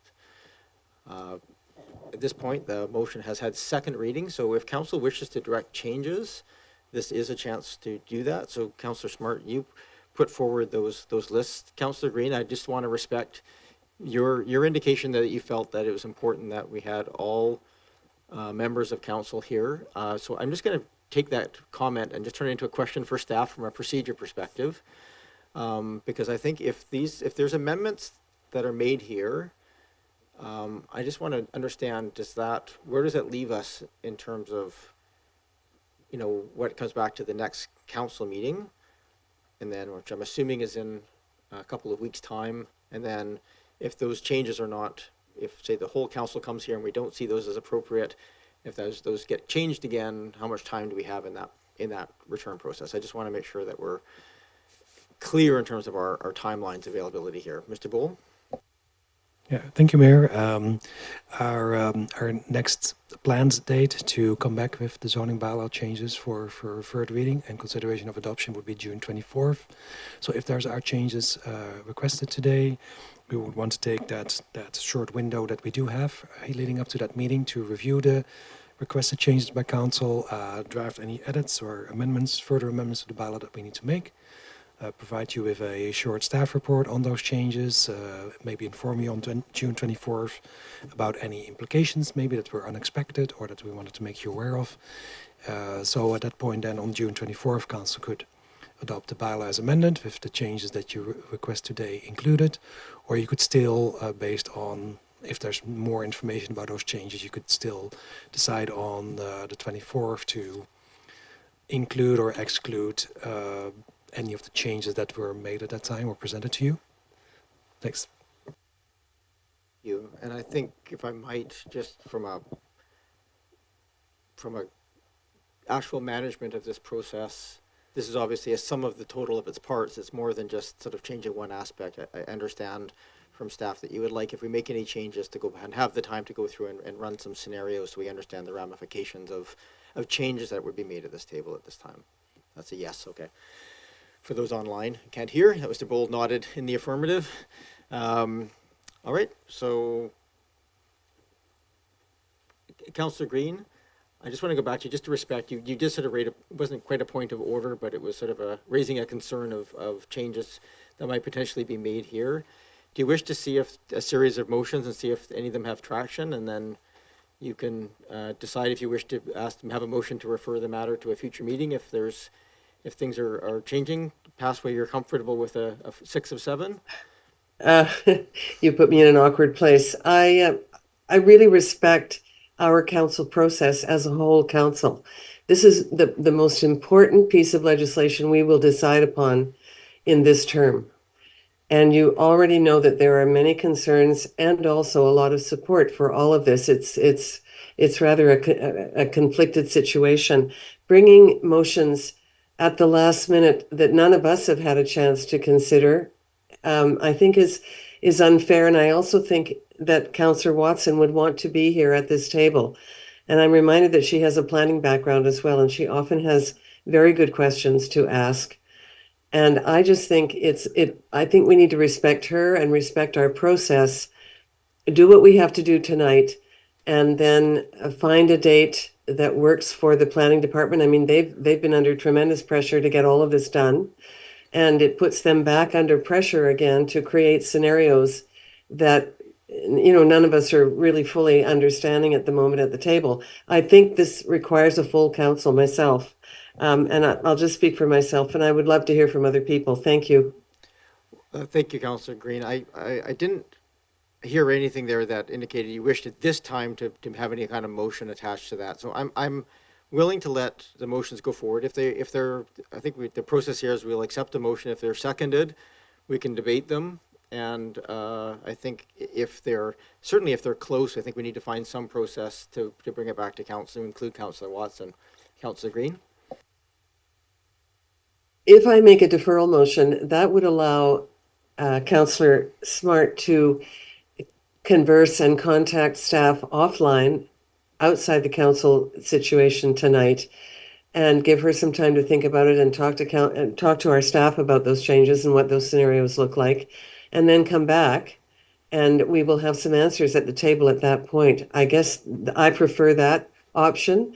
But if I make a deferral motion, then that cuts off any possibility of discussion. And I still haven't heard from my other colleagues about it. So it leaves me sort of hanging. Sorry. Yeah, no, I think you've hit the nail on the head. I think my recommendation here procedurally is that we should allow and see if there's a will of council to make changes tonight. And if there is, I think if there's substantive, I think then procedurally we can refer those changes to another meeting and have all of council ready to debate it. But I think to my mind, if in the interest of just these having some discussion on these items, they may or may not have merit by will of council. We should probably do that. But procedurally, if you wish to step in and have it would be a point of order, and you could make at any time there's procedural motions can always intercept. So I'll leave it there for now. I appreciate that. Thank you. Thank you, Councillor Green. Procedural question now being resolved. Councillor Smart. Thank you. Am I making amendments to the motion or just motions? I just wanted to clarify. I think just want to make sure I'm going to clarify from motion. I think the motions here would be a motion to amend the zoning bylaw changes to include or to remove or to change would be probably the approach. You're not amending the motion, you're amending directing staff to come back with changes that would have an outcome essentially. Thank you for that clarification. Through you, Mayor, I would like to make a motion to amend the bylaw to reflect that the increased lot coverage for RS4 and RS5, currently for ADUs in existing buildings, be applied to all building typologies to include duplexes and multiplexes. Is there a seconder for that motion? Second. Moved and seconded. Go ahead, Councillor Smart. Thank you. Looking at the framework that staff have carefully presented to us today, it's important that we're not prioritizing one particular building typology over another. And the gist of this original additional lot coverage with regards to encouraging, retaining existing buildings and allowing for ADUs where existing buildings have maxed out the lot, in its value system, I believe should also apply to where there's an existing home that somebody wants to build an addition on the back to create a duplex, or an existing heritage house that somebody would like to multiplex but needs to have an exterior stair to make that possible and therefore needs the additional lot coverage. So I believe that it's in line with what I heard council wanting as far as retaining existing buildings and trying to reduce the amount of items that will come back to council, and working hard to retain all of our existing buildings throughout many possible typologies. Councillor Appleton, do you wish to add anything? Thank you, Your Worship. Yeah, I think that this motion has value just because I think that when we had the original bylaws presented to us, that the lot coverage for the small, as the lots became smaller, the lot coverage became more and more of a concern, or in terms of flexibility with existing buildings and existing, even a lot, or as I think was noted at one point during the discussions, many buildings on those smaller size lots would actually be legal non-conforming in terms of lot coverage already. So I feel like it limits options. So I think that there's been solid work here done on behalf of staff and with the consulting group to address that and provide some more some expansion to that in terms of this revised content that's been proposed. So I think that goes a long way to addressing it. But I think that the motion on the floor allows for more variability in different types of forms and just more options on smaller lots where the lot coverage concern will be tight to work around. Thank you, Worship. Thank you, Councillor Appleton. Go ahead, Councillor Braithwaite, and I'll speak.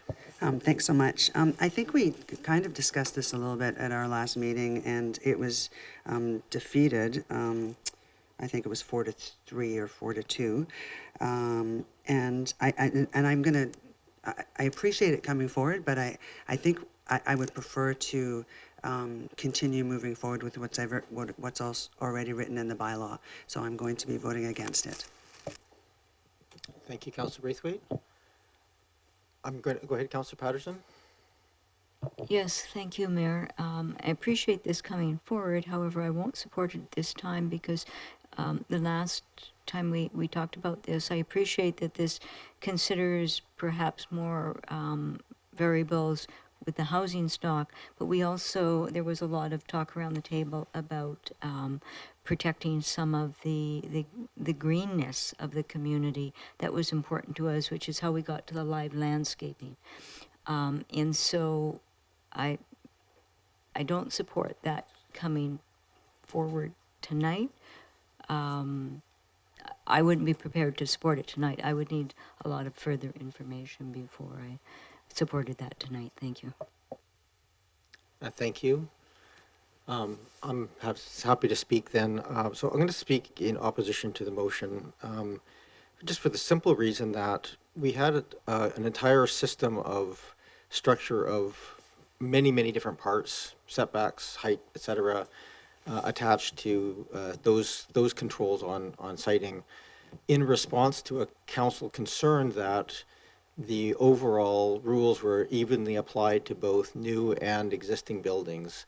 So we gave specific direction to allow for additional bonusing of existing buildings on this that was intended to allow for what we see there being an opportunity for homeowners to do, which is to build accessory dwelling units on that land. There's nothing on this that excludes the ability to add pieces, and I think the points that Councillor Smart has raised about, what if someone wishes to bump out the back of a building, all perfectly valid. And again, lot coverage is variable in those scenarios.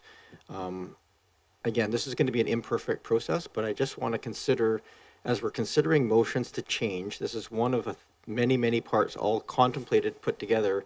I think if this motion passes, we almost have to direct staff to revert back to the original scenario, which looked at very different models, which I'm comfortable with either way as long as staff has a chance to go through it all, but I'm not comfortable with considering changes of this magnitude as a one-off when it hasn't had the chance to, those pieces aren't there. Again, recognizing that in the short term, we may get some proposals coming forward that would say, hey, we'd like to do this, but now we have to go through a variance process.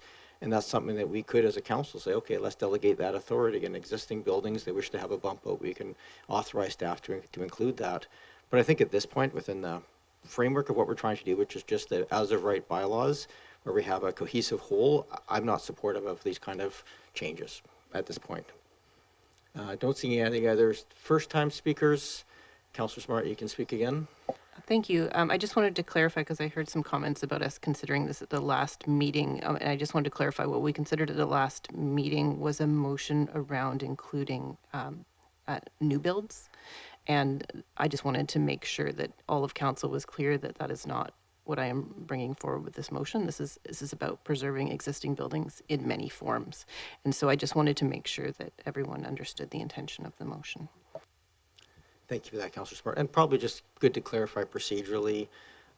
Generally speaking, we don't bring back motions that were already made because the last motions were made to give direction at a committee of the whole. Council hasn't adopted those, so there's no actual resolutions attached to those. There's that restriction is not there. So we'll just take motions as they arise. I don't see other discussion on this matter, so I'm ready to call the question. All those in favor? And those opposed? Councillor Patterson, Braithwaite, Green, and Murdoch opposed. That motion fails. Please continue, Councillor Smart. Thank you. I'd like to bring forward a motion to amend the zoning bylaw to provide an exemption for front porches from lot coverage calculations to encourage a built form that activates community connection. Is there a seconder for that? I don't see a seconder, Councillor Smart. Please continue. Thank you. I would like to amend the zoning, to propose amending the zoning bylaw to change the off-street parking requirements for a single-family residential unit to be reduced from 2 to 1 parking spaces for RS 1, 2, 3, 4, and 5 zones. Thank you. Is there a seconder? Councillor Appleton seconded. Go ahead, Councillor Smart. Can I ask a question, Your Worship? Oh, sure. Sorry, I took your hand as a seconding. My apologies. Sorry, Go ahead, Councillor Appleton. Well, I may be willing to second it, but I would just like to answer a question first. I can appreciate the intention of this. I'm just wondering whether it steps outside of the boundaries of the specific bylaw considerations that we're dealing with tonight. So what is on the table is specific zoning bylaw changes to address infill housing, SSMUH. Is this actually within the boundaries of that? Thank you, Councillor Appleton. I think your point is well made that it's outside the spirit of what we're doing, but I think because we're looking at changes to the overall bylaw, there's no such thing as single-family zoning anymore. It's just residential zoning. I think I would have to say that changes to any aspects of the zoning would have to be considered in order. So I would second that for discussion, Your Worship, but yeah, I would have some comments on that. Councillor Smart? Yeah, thank you. As I have seen staff proceed with making other little modifications along the way as we're going through this process, I thought it was very valid for us to have the discussion of whether or not we should look at reducing the off-street parking requirements for a single-family residential unit.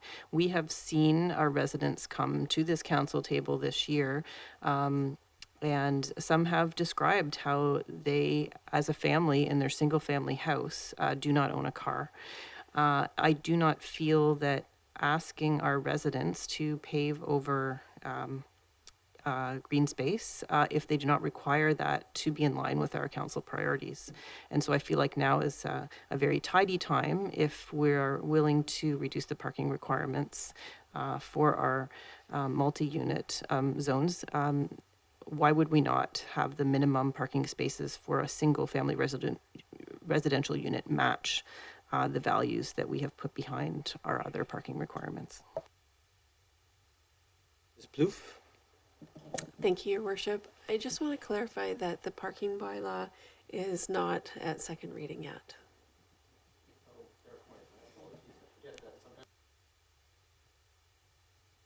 Oh, sorry, Ms. Plouffe is absolutely correct. My apologies. I often conflate the two bylaws, and you're right. Thank you for that. So we'll come back. I'll deem that motion to be not appropriate, and so we'll just remove it and go on to any other motions you may have. Thank you. I'd like to move that the zoning bylaw be amended with regards to the step back requirement to be revised to apply to the second story when there is a 3-story building to address energy efficient design and reflect the recent bylaw changes. So is there a seconder for this motion? Councillor Appleton, I see a hand. Is that seconding? Question again, Your Worship, and I would be willing to second for discussion, but I just wanted to, for clarity, I think that I heard earlier that staff indicated that such item, the setback or the step back requirements and form and character would be coming forward in a subsequent bylaw amendment package, that these were sorts of things that they were intending to consider, but were not in the current what was currently in front of us, but were intended to come in a subsequent revision. Do I have that correct? You are correct that could be considered as one of the form and design guidelines that would come back. So it's not assured that would come back. So if this is something that the council wishes to include in this, they could certainly do that. I will note on this one that we had a 5-2 vote in opposition of the same motion at the last meeting when all council was here. But I can't say it's not acceptable to have it come forward again. So I'm sorry, I wasn't clear, Councillor Appleton. Were you willing to second it at this time, or? Well, then, thank you, Worship. Just with respect to your previous comment, just in terms of seconding it, can I ask for clarification from the mover as to I guess I'm trying to see I'm trying to see the difference, or I'm trying to see what's being offered here by this motion as in comparison to the one that you just referenced, Your Worship. I think you're going to have to second it to hear that explanation, Councillor Appleton. Seconded, Your Worship. Seconded, Your Worship. Seconded. Go ahead, Councillor Smart. Thank you. Since our last meeting, I had asked staff to go back and confirm whether or not the illustrations that we had used that are on pages 24 and 28 of the report or the agenda, whether they had reflected the step back requirements, and they did not. And so since then, they have been partially revised, and you can see on page 24 of 249 in my agenda how very different the illustrations appear than were shown to the public in all of the public consultation sessions. And so I feel that it is very important now that council has seen really what potentially that might look like in an illustration, to revisit whether or not council is happy with the form and character that is developed when you step back a building at the first floor when you have a 3-story building. Thank you, Councillor Smart. Any other discussion on this item? Go ahead, Councillor Braithwaite. Thank you. I think I understand why you're bringing this forward, Councillor Smart, but I think I won't support it because I do believe that it's not under consideration for now. I think, as has been pointed out, staff is going to be bringing that back at a later date, and I think that will give us a better idea of what that might look like, and perhaps it could be supportable then. Thank you, Councillor Braithwaite. This item, to Councillor Appleton, is noted, is under considered as part of potential future work under form and character. Just those are pieces. I always think as chair, especially if I'm going to vote against the motion, it's always worth just saying a few words. I do think we debated this at great length at the last meeting. I don't think the changes in the diagram change that discussion. I think it's also helpful that they continue a practice that's been in place for a number of many years in Oak Bay that has led to sort of a consistency and rhythm of design, even though the buildings will be bigger. It does allow for a continuity of approach that is at least in keeping with what was done in the past. So I'm comfortable with it continuing, at least for the time being, and when we get the form and design discussion happening, we can maybe have that conversation. So I can't support the motion. I think we debated it at length, and I was comfortable with the outcome at the last meeting. Don't see any other hands, so I'll call the question. All those in favor? And those opposed? I have Councillor Patterson, Braithwaite, Green, Murdoch opposed. Please continue, Councillor Smart. Thank you. I'd like to bring forward an amendment to the zoning bylaw that staff change the FAR requirement for RS5 for when there are 3 or more units, that the FAR is reduced to none to avoid a series of rezoning applications coming forward to council. The last part of that isn't part of the motion, but I get the first part. Is there a seconder? Councillor Appleton seconds. Go ahead, Councillor Smart. Thank you. In looking at the very helpful charts that have been brought forward with regards to the maximum average build out of units, and obviously having more of an architectural lens with my background, I feel an extreme lack of confidence that the amount of square footage allowed, particularly for a lot of sites that won't have that extra basement option, to build a lot of the typologies that we want to see in our community. And so I don't feel, similarly to some of the speakers that came to council tonight, that we are giving enough freedom to allow and encourage more housing diversity in our community. I feel that on the RS5 zones, it is too restrictive, especially when multiple units are going to result in needing a lot of additional circulation. And when the floor plate and the floor area gets that small, it's really going to get in the way of actually meeting our housing targets. Councillor Smart, can I just get you to repeat the motion? To amend the zoning bylaw to change the FAR requirement for RS5 for when there are 3 or more units to have no FAR requirement. Okay. Is there any other discussion on this? Councillor Appleton? Saw your finger go to the screen. I wasn't sure if you were trying to hit a button. Thank you, Your Worship, for paying such close attention. I appreciate that. I did second the motion for discussion. I'm ambivalent as to whether or not I can appreciate the intent here. I'm ambivalent as to whether or not the language of the motion or the language of the potential bylaw change would affect what we seek to affect. I'm really kind of like I started off saying in my comments earlier. I think some of this has to be a bit of an iterative process, and I think some of this has to be a bit of trial and error to see what actually rolls out in real life. So I think we've seen in other jurisdictions, where additional units have been added, that there's sort of variable response and uptake, and I am not necessarily fully equipped to be able to say that one particular lever that we have available to us will affect the right change. I certainly want to see as much uptake as possible and to have it be as effective as possible. I'm not in this particular case. It's tough to say whether to support or not, support the motion or not, because the effect is not fully clear to me. So I think certainly reducing barriers has the theoretical ability to do that. So I might support the motion as it stands, but I really do feel that this is a process that we're really going to have to revisit and evaluate really heavily as it rolls out. Thank you, Your Worship.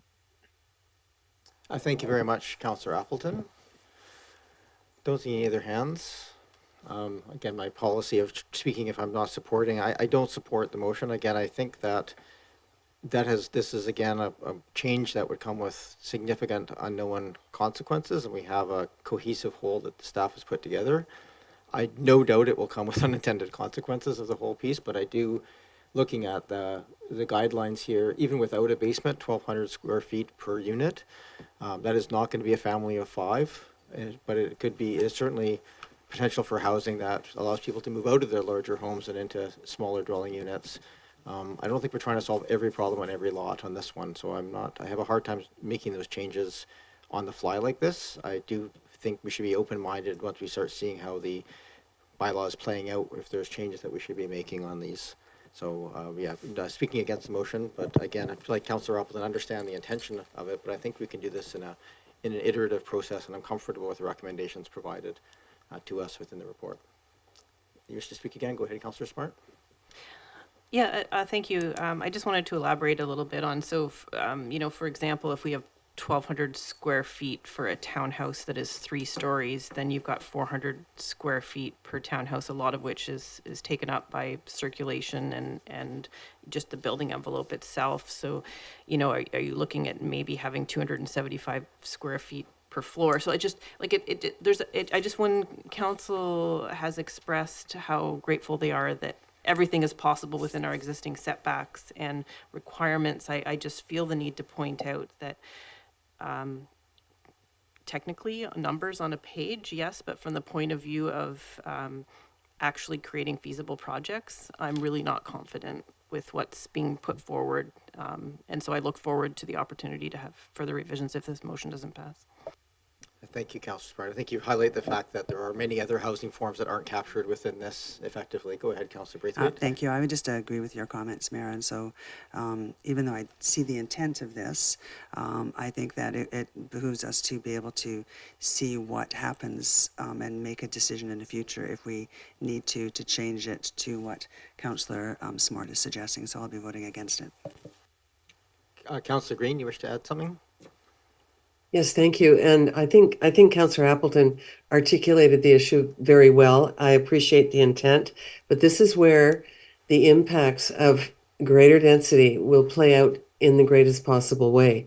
It's on the small lots where people will feel the impact of higher density the most. And so I agree that we have to trial some of this. We have to see how it plays out. And I think we have to listen to a goodly portion of our community who are living on small lots and are concerned about potential impacts. So I think we have to be mindful about that as well. Thank you. And I'll be voting against the motion.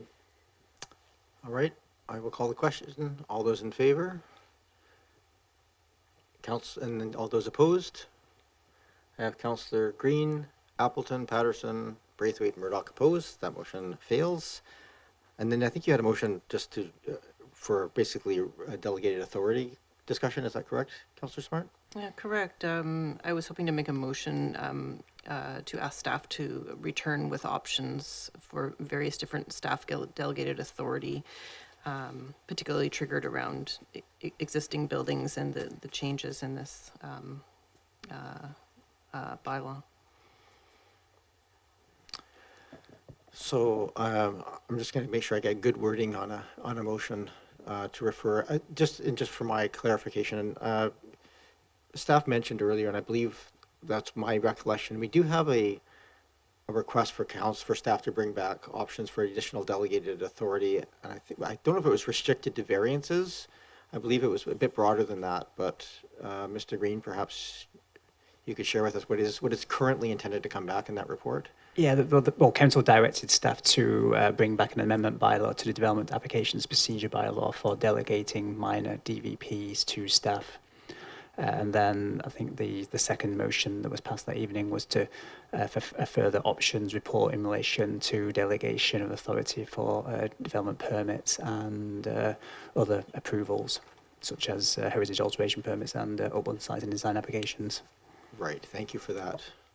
And I think I've heard here tonight a couple of pieces. One was in the letter, which was consideration of strata licensing, consideration of driveway access regulations, and I think we did want some advice on some of these things without sort of saying we want them.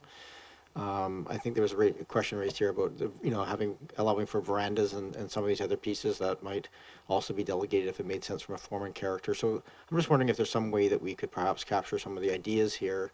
Staff could go away and bring back, include within that report of delegated authority, some of those other aspects. Because I think there's a few things here that we're not maybe even thinking of at this table. But we've had some discussion, we've had some good feedback from the public. And I think they definitely warrant consideration, but I think we just sort of would I think my thought is best practice, let staff go and take those away and come back with some recommendations. Yes, this makes sense. Yes, this doesn't. Here's some possible ramifications kind of report, much like we did the last time around. So I'm just trying to think of a motion to essentially refer, without getting too specific, the issues that have been raised here tonight back to staff to include as options within that delegation of authority report. Mr. Bull? Thank you, Mayor. It would be helpful if maybe the topics could be identified. So I heard two so far. Approvals around existing buildings and possibly strata conversion. Thank you. Right. So I think I heard, variances that for existing building forms or existing buildings, delegation for strata of existing structures or existing lots, driveway access regulations. I think that one needs some thought, but I think that we should just get an understanding what that outcomes would be. I heard, Councillor Smart raised, I think it's a really good point, maybe too detailed for tonight, but, we're talking about sort of front forms and like landing areas and things of that nature. So things like verandas at the front, landing, welcome areas. So if those sorts of things could varying of lot coverage for some design elements that improve the look and feel of a house or houses. Those are the ones that I had in my list that I sort of made note of.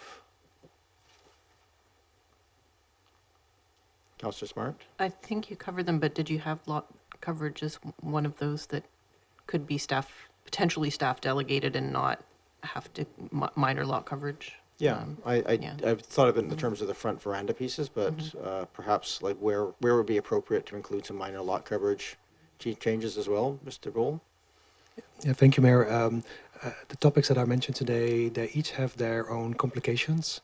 So we need to review that further before we can confirm what can be varied or if because on some of those there may be other legal requirements in place that kind of limit the options for us. Understood completely. I think at this point it's just really, if they can, even if the report says we can't do that, that's fine. I think we'd just like to have it come back. Councillor Smart? Well, thank you. Through you, Mayor. Was it included in what you had mentioned earlier? One of the letter writers had mentioned strata of existing buildings likely needing to come back to council. I wasn't sure if that was Yes, one that of the was things. included in the list for delegated authority. We better turn to staff to ask that question. I said it, but I want to make sure it was captured. Okay. So I think a motion basically to refer items raised at this meeting for delegated authority to be included in the staff report coming back would be sufficient. Councillor Smart, you want to make that motion? Yeah, thank you. I'd like to make a motion for staff to return to council with options regarding staff delegated authority for items that have arisen during this meeting. Thank you. Is there a seconder? Moved and seconded. Thank you. I don't know if we need any more discussion on that, unless there's anything else people wish to kind of make sure we capture. Don't see anything else, so I'll call the question. All those in favor? Any opposed? None opposed. So that'll come back in reasonably short order. So not seeing any other hands on this. We move to the second one, which is the parking bylaw, because I think there was a motion, Councilor Smart raising this, so perhaps we can just do the same process, do first and second reading for the parking facilities amendment bylaw. Can I have someone read that out? No, this is. Oh, this. Okay. Could I have someone read aloud the recommendation for first and second reading? Go ahead, Councillor Patterson. Yes, that council give it says first, second, and third here, but first and second reading Yes. to Parking Facilities Amendment Bylaw number 4873, 2024 for the infill housing program to permit small-scale multi-unit housing. Okay, thank you. So first and second reading, is there a seconder? Moved and seconded, thank you. So this is the same process. So we've had first and second reading. I think I call for adoption or for approval of this, and then we get to motions to amend. That's still the same process? Comments or no? Absolutely, yes. So we can have comments first. Thank you, Mayor. I'm actually going to be voting against this motion, which is why I didn't put it on the table, because I did vote against the change in our discussion last meeting, the change to go from 0.75 to 0.5 per unit in the RS4 and RS5. I just don't agree with lowering the amount of parking, and I look at my street as an example, and in my streets, before any of this legislation goes through, I don't even understand how a garbage truck can get down my street sometimes. I don't know how a fire truck could get down. Hopefully it will if anything happens. But there's so much parking on our streets right now, and that's one of the reasons that we talked about the live landscaping coverage, is to kind of alleviate that. So for me, I can't support the change to the parking facilities amendment bylaw. Thank you. Thank you very much for articulating your stance on that. Any other discussion for first and second reading at this point? I'm ready to call the question then. All those in favor? And those opposed? Councillor Braithwaite opposed. That carries. Councillor Smart, you indicated you wish to have an amendment, and we'll get to any others after that. Go ahead. Yeah, thank you. I'd like to bring forth an amendment to the parking facilities bylaw to reduce the off-street parking requirement for a single-family residential unit from 2 spaces to 1 parking space. And that would be, sorry, for RS 1, 2, 3, 4, and 5 zones. Okay, thank you very much. Is there a seconder for that motion? Second. Moved and seconded.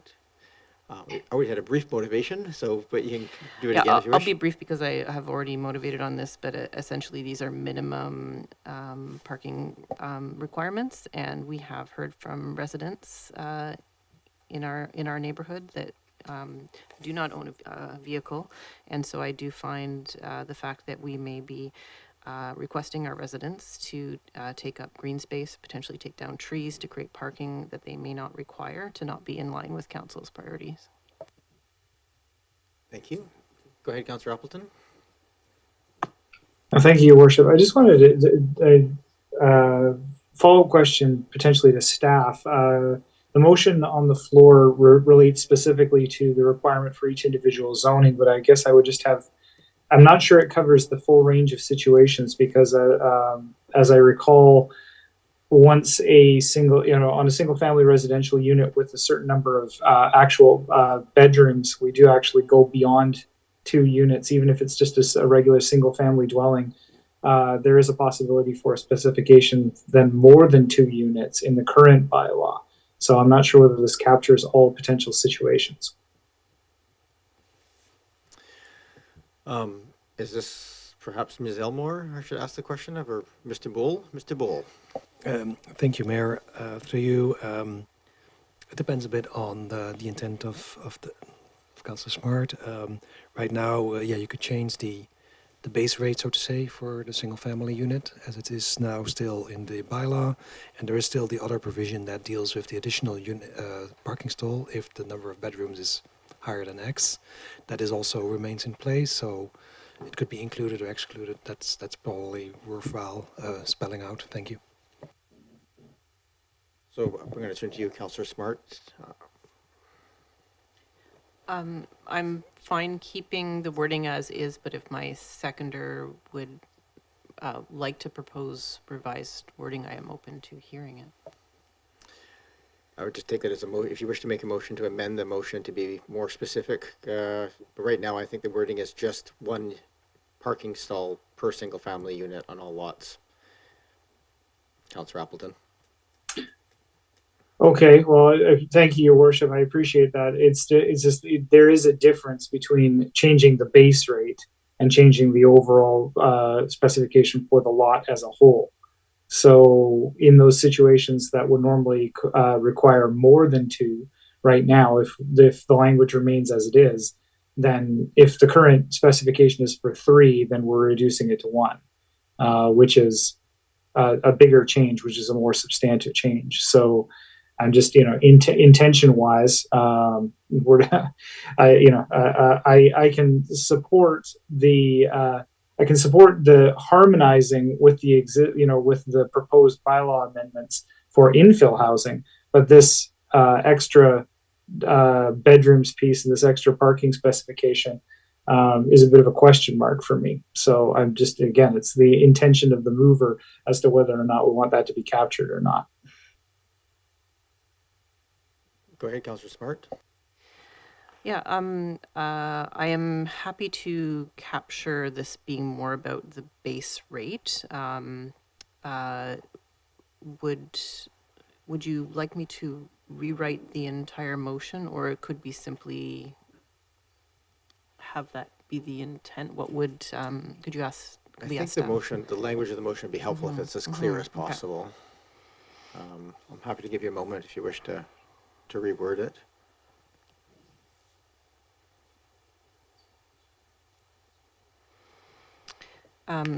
I will give a run at this, but perhaps if staff could comment to make an amendment to the parking facilities bylaw that the off-street parking base rate for a single-family residential unit be reduced from 2 to 1 parking spaces for residential zones. Is that clear? Thank you, Mr. Mayor. That's clear. Thank you. Thank you. Do you wish to second that then, Councillor Appleton? Seconded. All right, thank you. You still have the floor, Councillor Appleton. Anything else?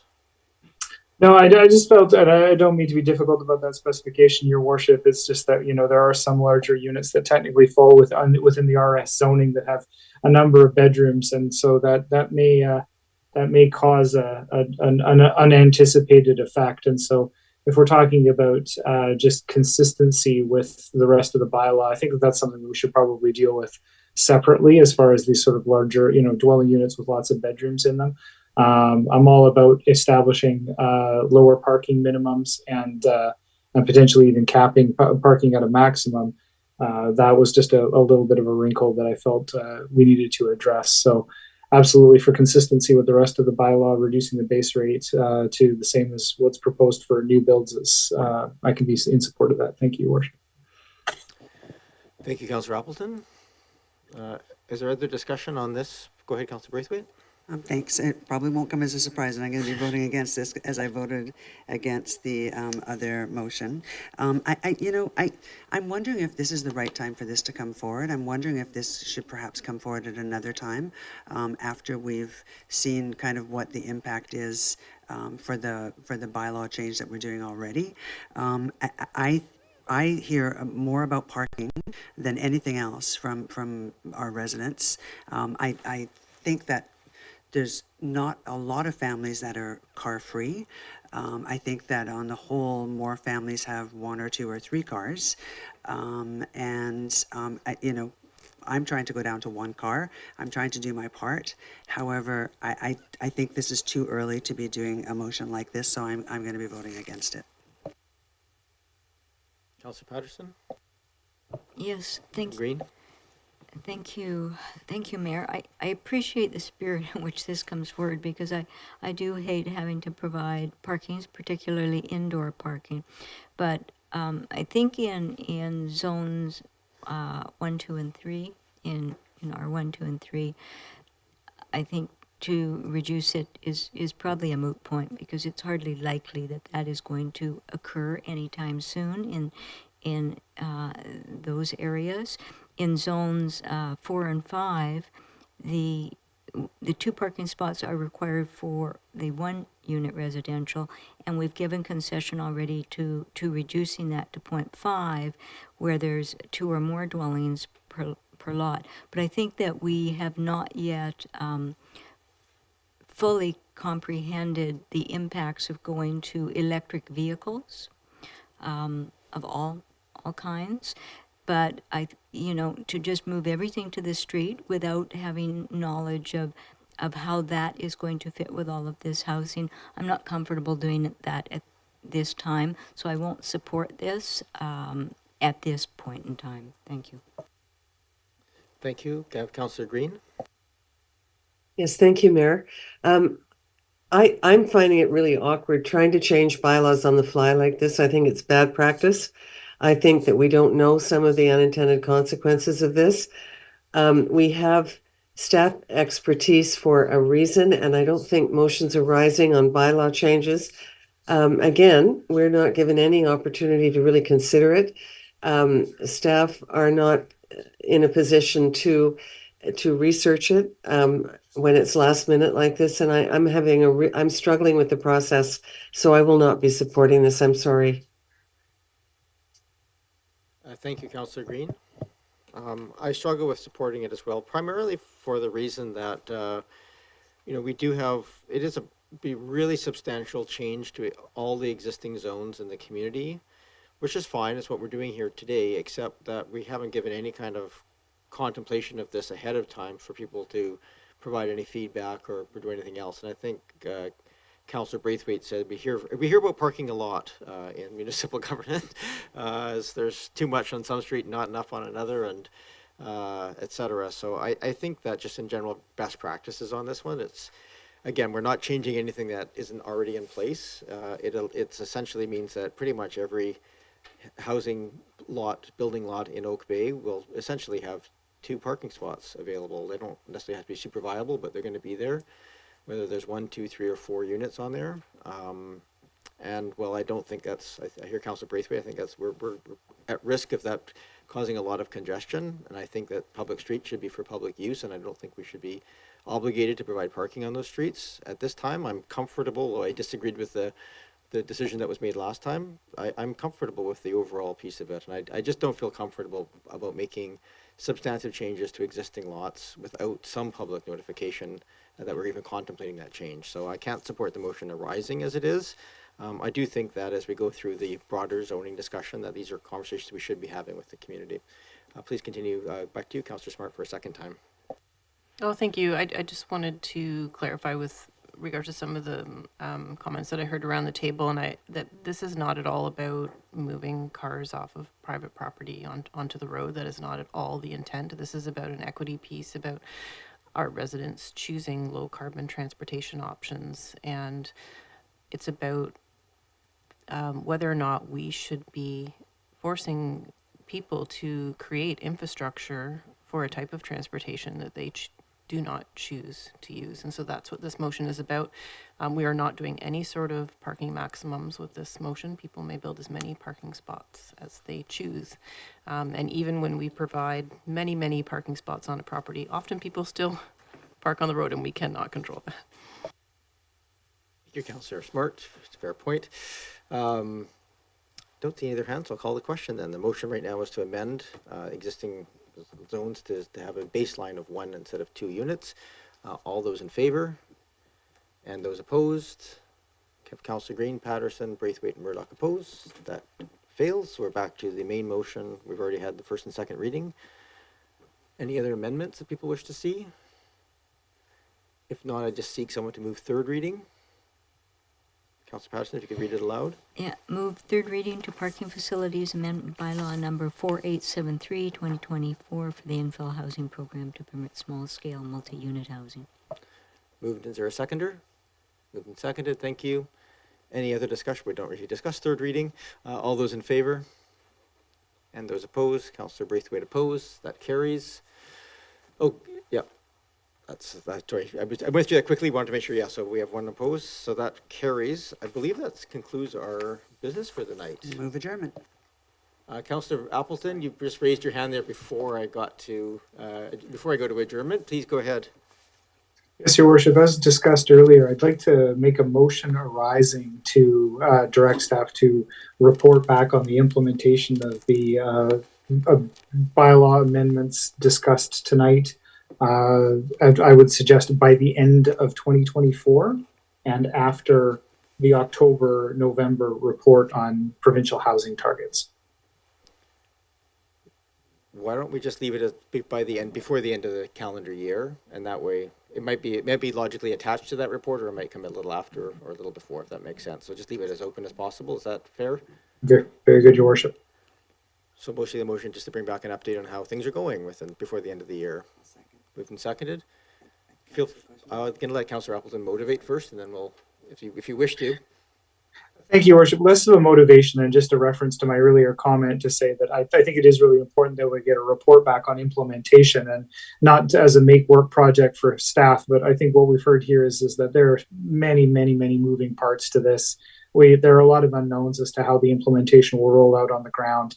Staff will need to sort of catch their collective breaths after the end of this month and be able to evaluate what people are approaching us with. So I think that they, as discussed, they probably would have they'll be bringing back information in any case. But I think it's important that we, this is less of a directive to ask for, to ask specifically for information, but more to provide a structured opportunity for staff to tell us what they're hearing after this is rolled out for a while. For that, Councillor Braithwaite. Thanks. I seconded the motion so that I could ask this question of staff, and that is, do staff have the capacity to bring this back by, as the motion has asked, by the end of the year? Mr. Bull? Through you, Mayor, yes, we believe we do. We need to collect some of the information regardless for the housing target order, so we're comfortable with this direction if that's going to pass. Thank you. Thank you. Councillor Smart?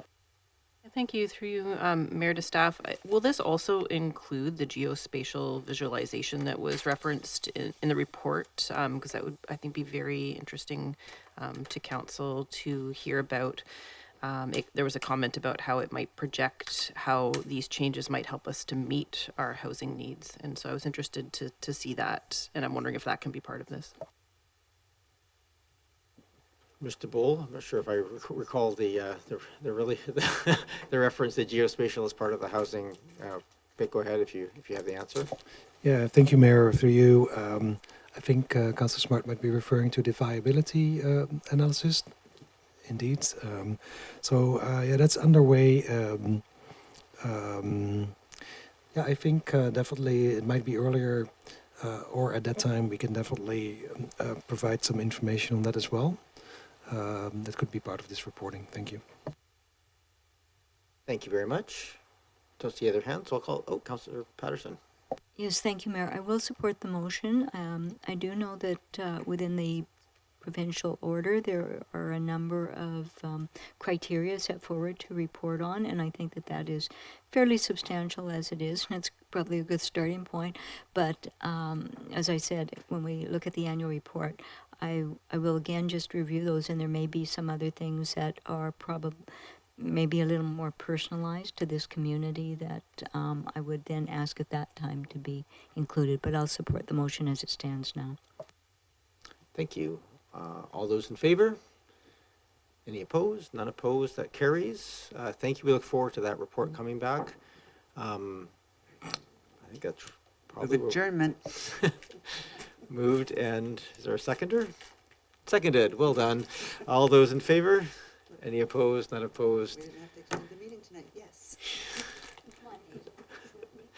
Thank you, everybody, for those watching online and for those in the room here.